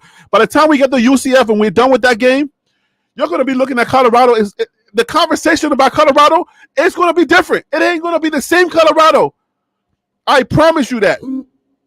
Straight up, Colorado is going to be a whole new team by the time we're done with UCF. And people are going to be like, all right, it's time for us to start talking about Colorado in a whole nother light. Promise you. What do y'all think about that? Hey, Tim, you've been kind of quiet. I know you're probably busy. Tim is busy. DC, what do you think about that? Well, I think by the time you get to UCF, it's either going to be exactly what you said or it's going to be in the other direction. All right, so give me your thoughts on that. Break that up. Give me more on that. Let me. What do you? Why you say? Why do you say that? Why y'all trying to scare my people, man? I try to uplift my people, and then you always got to bring us right back down to earth. Bring me back down to earth. So here's the thing. I'm gonna say. If you look, I think the game. If you take the first 5, which is what that's NDSU, that's Nebraska, that's CSU, that's Baylor, and we're at UCF, correct? Yep. If you beat Nebraska and you win those 3, you're spot on, Harry. If you lose to Nebraska and you use the UCF, now you're still just one loss in conference game. So that's it. Now, if you lose to Baylor, and again, people will accept if you lost to those two games. They won't. You're gonna get a little trash, but you won't get one. Now, if you lose to either NDSU, Oh man. CSU, or Oh, Baylor, oh yeah, man, they coming for you. I'm I just know. telling you, and I y'all know already it. know. It's gonna be flamethrower. Now, if you lose to Nebraska, UCF, and you lose that first game, or you lose that third one, It's over. it's just gonna get ugly. So my thing is, my hope for you is that again, you can survive Nebraska because you're new. It's gonna be some things y'all don't. And if you lose it, don't be upset that if you lost that game in Nebraska.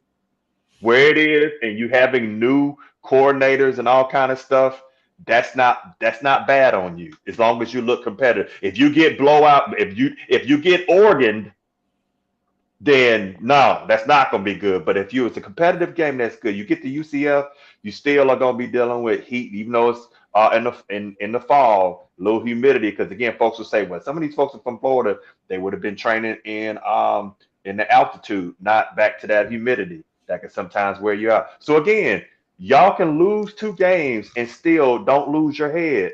It's just that it's three of them you cannot lose. No, that's how I see it. Listen, Mm. if we lose, if we lose to NDSU, I would say this, Tim, welcome back. But if which game are you more, Tim? This is for you. Which game are you more concerned about losing? Nebraska, CSU, or NDSU? None of them, because I feel like they're gonna go 4-0 into UCF. I We're feel playing like we're playing hypothetical here. mhm. Work with me here. Which game are you more concerned about if we were to lose? Which game are you more concerned about losing if we were to lose? North Dakota NDSU, State. Nebraska, or CSU? North Dakota State, hands down. Just because they are, well, they have good quarterbacks that came through North Dakota State. Mm-hmm. You know, Wentz. Um, who else was the guy? He went to. Dang, I ain't got him pulled up. But you got a new head coach that was a quarterbacks coach. Mm-hmm. So they're going to be. Let me see. They are very um disciplined team. So they're not gonna make a lot of mistakes. That's a good point. So Well, if well, is it the discipline of yesteryears or discipline of like recent years? I'm not gonna say it's discipline. Well, yeah, I say it's discipline of recent years because Okay. now this is the standard. This is this is the standard coming into North Dakota State. Even if they do have a brand new head coach, they didn't already created and established a standard for that program, and Mm-hmm. they're not going to deter from it. And even the head coach in his interview talked about that, not changing a whole lot. Mm. All right. So DC, what about you? For Colorado, which game concerns you the most that Colorado may get the most flack from? It's probably NDSU. I'm sure it is. Yeah, that with Baylor close, you know, that Oh, that you think Baylor's in one of those games? Baylor, no, Baylor's only 2 years removed from beating the being up there. That's I not. agree. I agree. I Yeah. agree. But I think it's for perception if you lose to Baylor or if you lose to put it like this, you can't let that be the game that the coach of Baylor keeps his job. You can't. I don't know, man. I don't know if I put Baylor in this Surrender. in that whole concern But, issue. but but I will tell you this is that 1,000% out of the first four games, you cannot lose the NDSU and you cannot get boat raced by Colorado State. You can't. You cannot. I'm telling y'all, look, Yeah. you can have a close game with NDSU. Some folks may say, I don't know, but again, most of us that are real football fans would say we understand that can happen first game. NDSU, right. it's not a give me. The second one, if you lost it, I could understand if you won it, great. You get to that second one, but the third one, you just can't lose to Colorado We State. can't lose to Colorado State. There's so many like reasons or implications why we can't lose to Colorado State, but I think the stakes are higher for NDSU. For a loss at NDSU, the stakes are higher. I don't know that if we can lose to NDSU and beat somebody like a K-State or a Texas Tech and people will still not trust us. And we can go into the off season and be like 10-2 and they will still not rank us. Well, let me tell you this, Harry. Here's the thing. Your first game, that will be the first time that NDSU will ever get people watching, and that many people watching. You're going to have Thursday night game, and though there are other games on, you're going to have some eyeballs on you. So you're going to have probably similar, it might be similar to that CSU game. If you go out there and lay a freaking egg in that game, that's going to be done. Your hype is going to be hard to get the win back in your sail. So you got to come out there and you got to do it. You can win by 10 points. And like people say, we don't dominate. Listen, most teams do not score 50 points. Okay? Mm-hmm.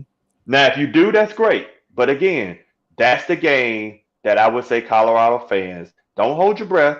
You should be fine. But if you lose it, y'all better be hiding behind Ralphie because folks coming to you. Yo, they coming for. I know for sure. NDSU is the game that we have to win. And at this point, you know what I'm saying? Like the season is almost here.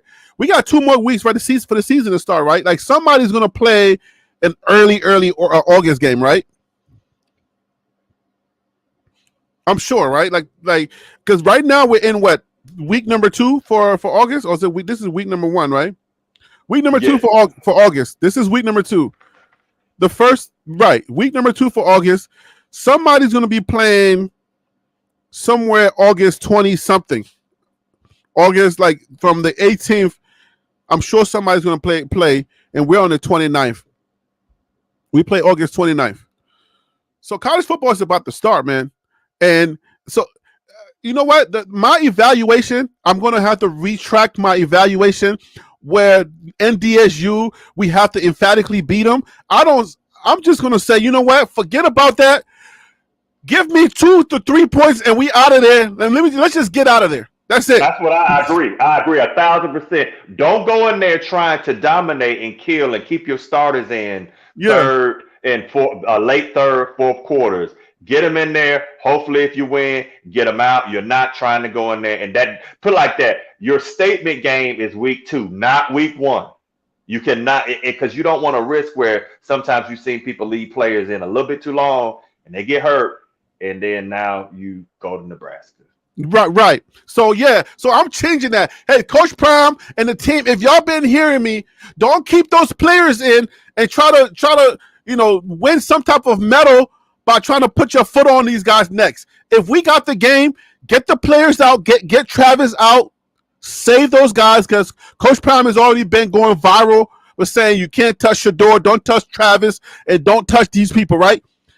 Listen, we don't have to show our butt on NDSU. Give me 2 points, 3 points, we out of there. That's it. All right? We're not insecure over here. We kind of, maybe just a little bit, okay? Because people talk really bad about us. Hold on 1 second, Harry. I do want to say this though. Yeah, I agree with you, but knowing how folks used to just go off on,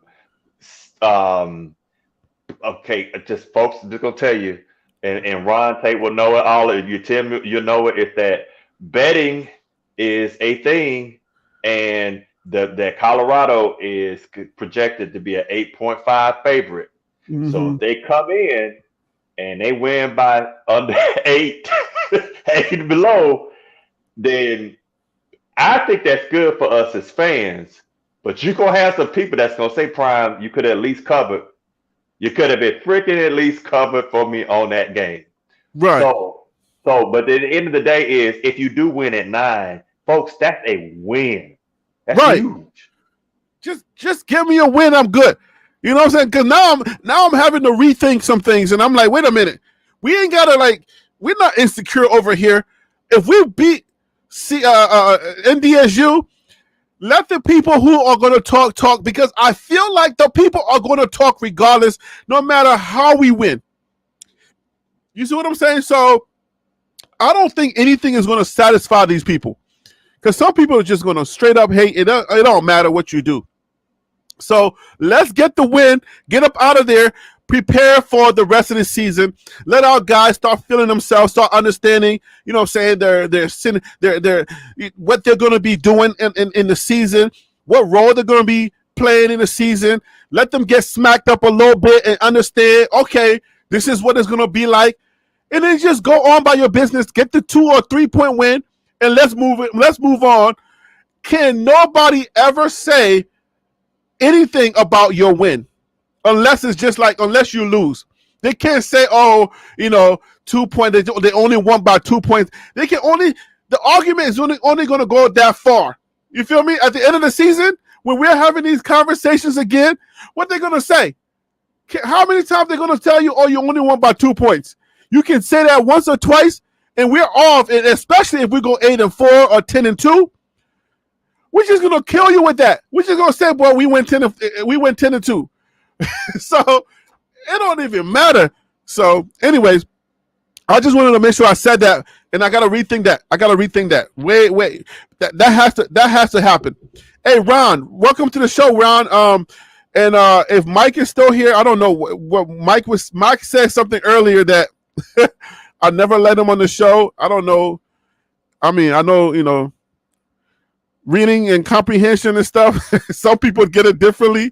I'm a slow learner, but hey, this is not, it ain't that hard for me to tell you, look, join TLPlive@gmail.com. I mean, it's always up there, right? You guys don't miss that, right? I just want to make sure that y'all understand that email, right? That's clear to y'all on your screen. DC is clear on your screen, right? You see that on your screen? But you know what, that my mentality as a fan like this, if my team wins every game by 1 point, my team won every game. Mm-hmm.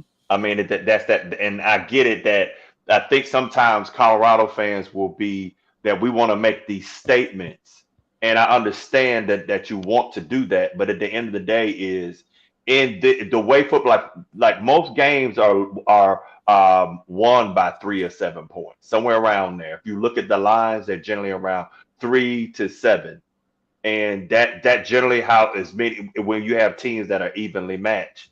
So be cool with that.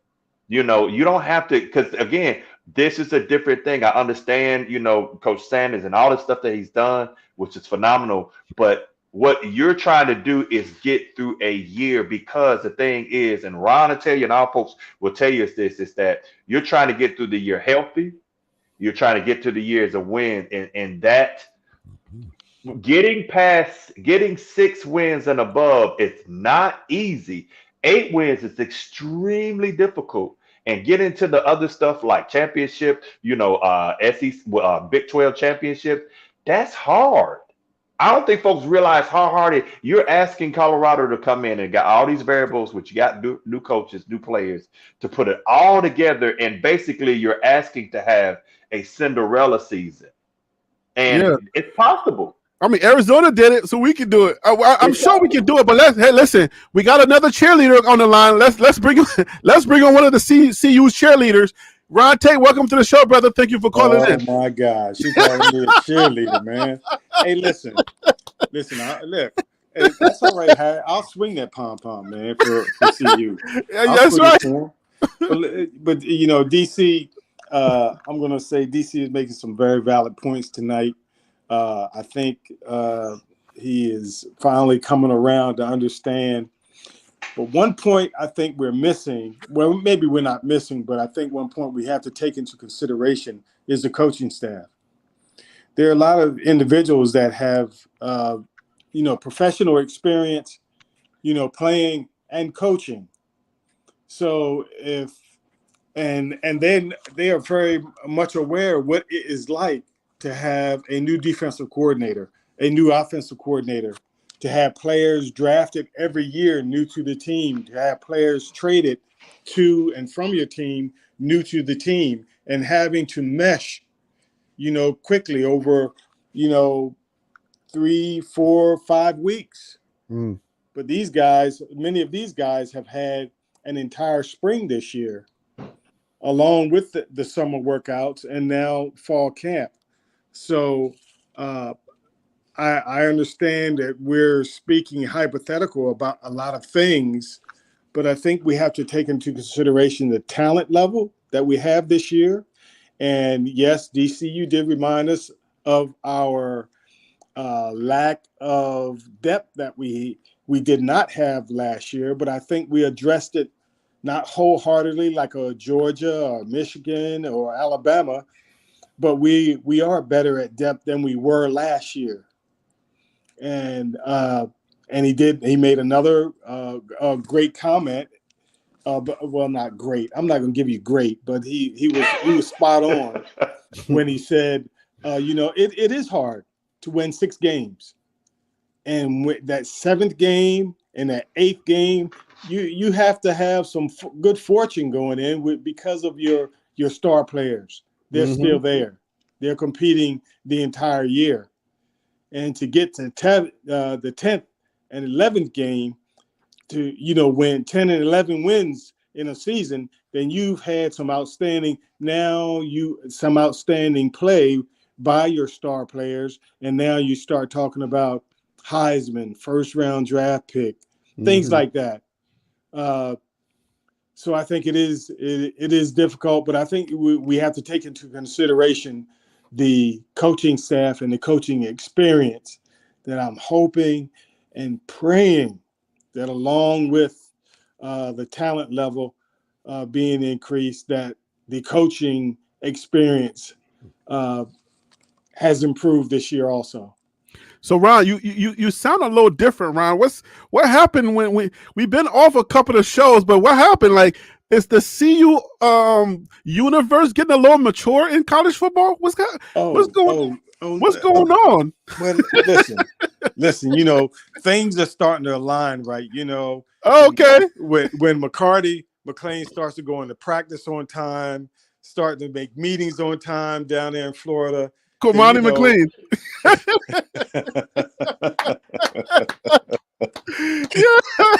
I'm sorry. Forgive me. Both of our favorite player. You know what I mean, man. We're connected to Cormani McLean. Hey, listen, man, for life, because we are connected for life.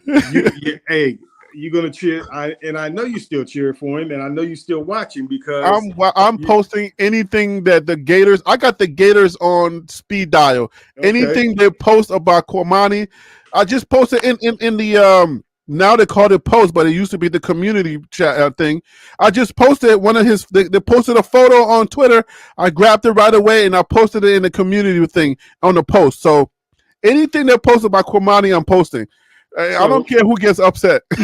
So I'm thinking that things are moving in the right direction this year, and the team that we have to beat decisively is CSU.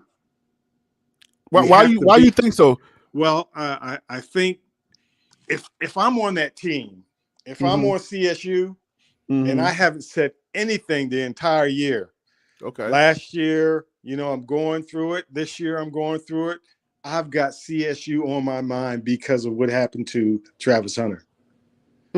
As an athlete, as a teammate, I can't wait for that game. Not only do I want to blow them out, I want them to hurt a little bit because of and now the coach is talking. I don't care anything about that. I just remember the cheap shots on Shiloh in the end zone. The guy tried to throw him into the goalpost. Yeah, that one I was like, bro, he crossed with like 2 yards into the end zone. You're still trying to hit him? Like, that's weird. Okay, there's a difference in trying to hit him and another difference in trying to guide him to the goalpost. And I saw that, and I was like, wow, they are really playing dirty. Right. So to me, as an athlete, that's that game we have to really make a statement But on the improvement Ron, on our team. That's some good points. I don't know. can we keep it? Can we keep it a buck, Ron? Can we keep it a buck? Let's keep it a buck. Okay, I agree with what you're saying, but let's just be honest. We know how Shiloh talk. I know if Shiloh would talk to me some of the ways I done seen, I would be trying to basically bust his head right up against that pole. I would be trying to kill Shiloh because I know Shiloh talks crap. And if once you know, Ron, you ain't never been in a game where somebody just kept talking crap that you was like, I don't care if I do get a penalty, I'm finna knock this dude out. You know you have, Ron. Done that. Been there, done that. Yeah, I've been there too. I was like, I don't care if this is a 15-yard penalty. This dude is going to be laying on this field for at least a moment. Somebody going to have to help him up. They might need the cart.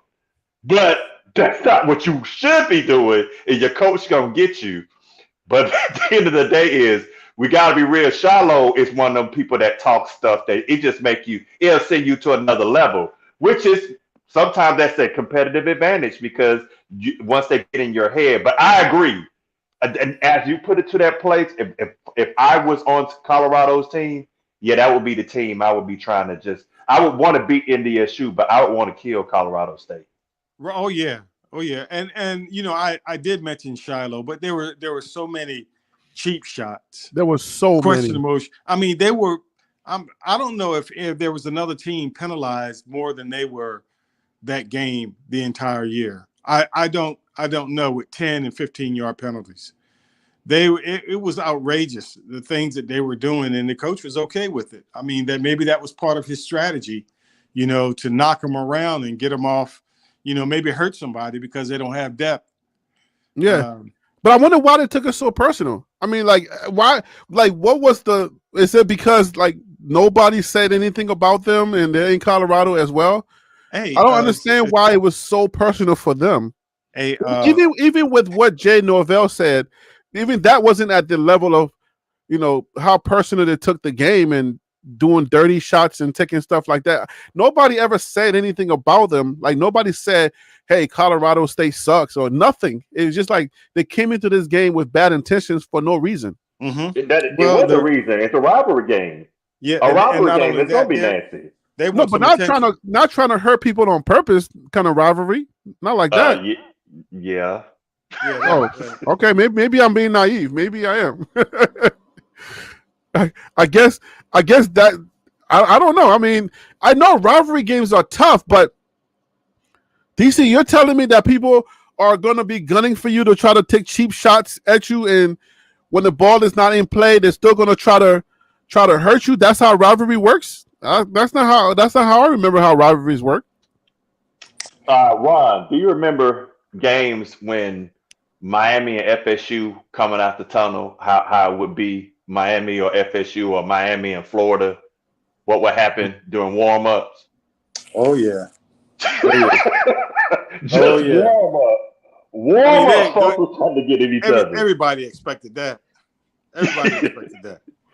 Yeah, now did I expect that out of Colorado State? No, I didn't expect that. I didn't know it was going to be that nasty of a game. But I think that's why you got so many viewers, because it went viral. People was like, man, they trying to kill each other on this game. But I think CU's going to be ready this year, though. I think it was more.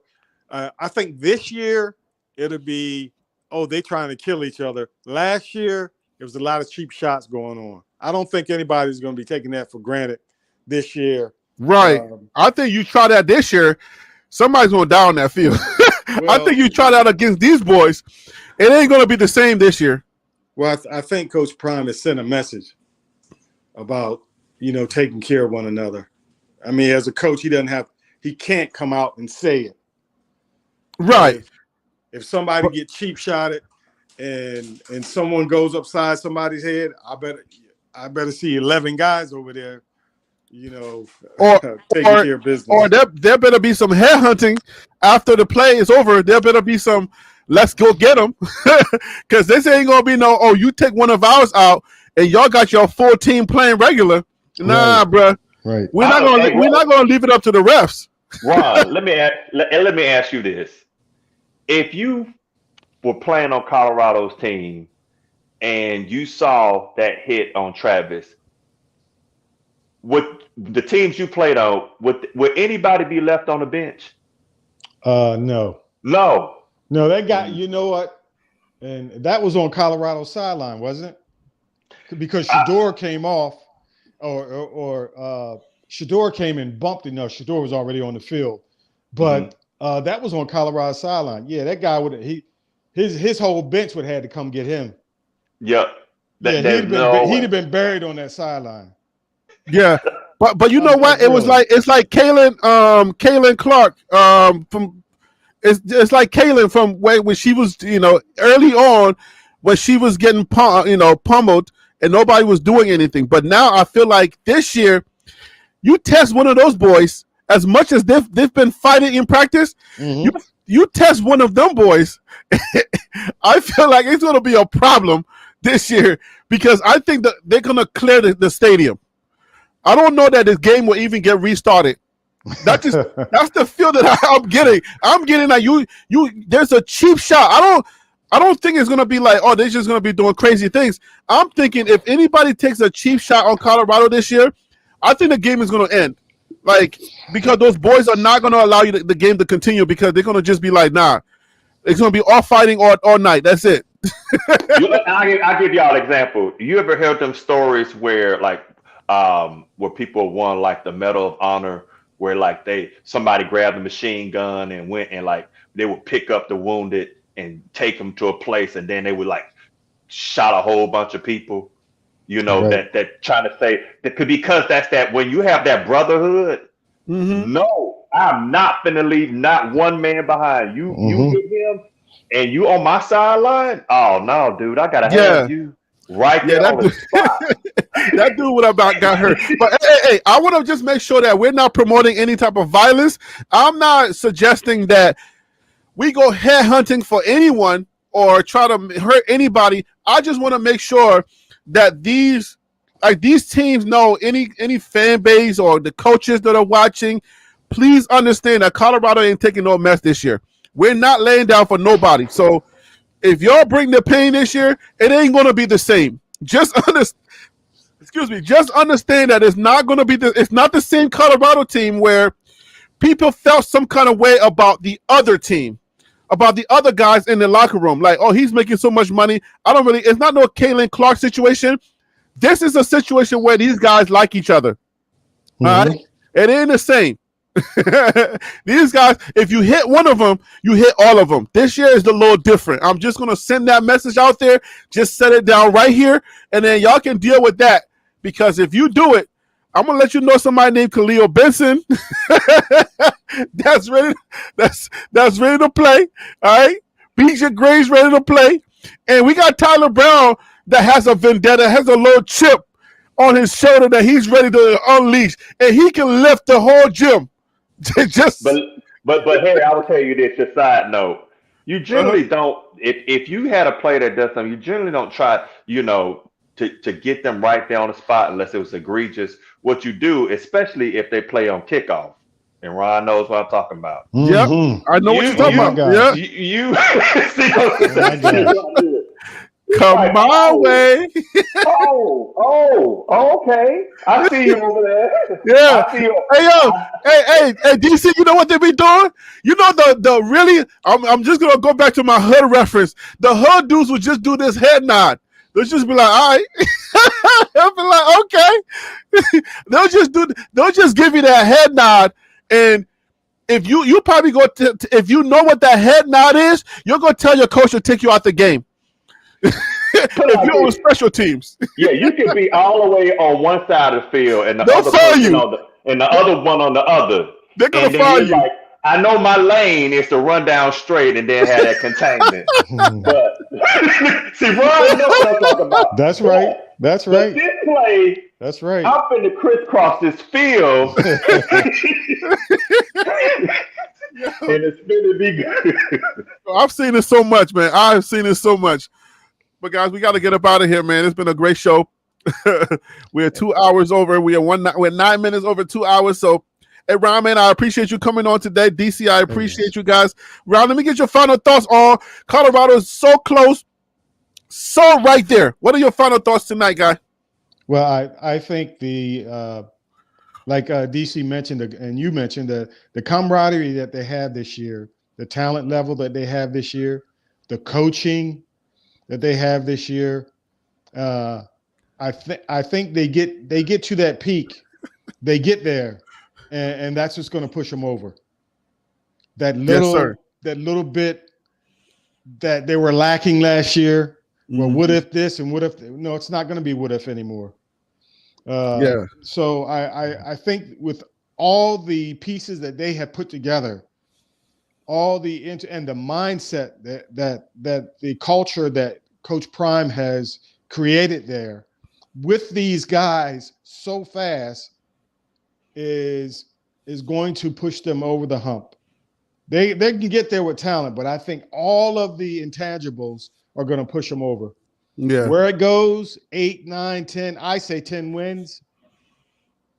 So we'll see how that goes. Yep. All right, DC, your turn, my guy. All right, so man, listen, this is my time of year.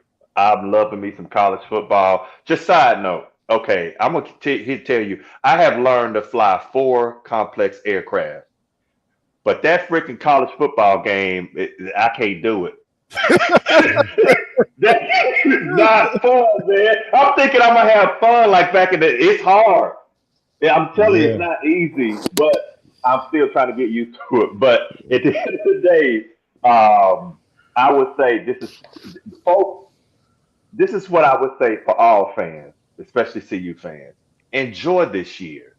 Enjoy what you see on the field. You want to win, absolutely. But even if you don't, enjoy the heck out of this, because you know that you don't want to be 10 years down the line, be so pissed off or so and stuff that you just don't sit back and enjoy what you're seeing and what Coach Sanders is doing. So that's what I'm saying. Just sit back, enjoy the field, have a great time. Yeah, man. I think we're gonna have a lot of fun this year. I think that's what it's gonna boil down to. I think Colorado fans are gonna have a lot more fun this year because it's not gonna be like we're gonna have a 6-game winning slump where Coach. Y'all remember the Simpson thing where Coach Brown was hiding in the woods? I don't think we're gonna have a situation where Coach Brown is gonna hide anymore. I think this year you're gonna see Jackson State. I'm gonna just leave it at that. I think you're gonna see Jackson State this year, and y'all know what I mean by Jackson State. Mm-hmm. Yeah, I think you're gonna see Jackson State. I'm not gonna expound on that because I know people are gonna take it out of context, but y'all gonna see Jackson State this year. But all right, guys, man, I appreciate y'all. Hey, the closer we get, the better these shows are gonna get because we got so much meat to talk about. Pause. Whatever it is. All right. So there's a lot of football we're going to be talking about. I'll see y'all on Friday. Y'all have a great night, guys. I appreciate y'all. In the chat, thank you for holding me down. Y'all have a good night. All right, DC. Take care. See you, brother. Night, guys. See you. War Eagle. Peace out.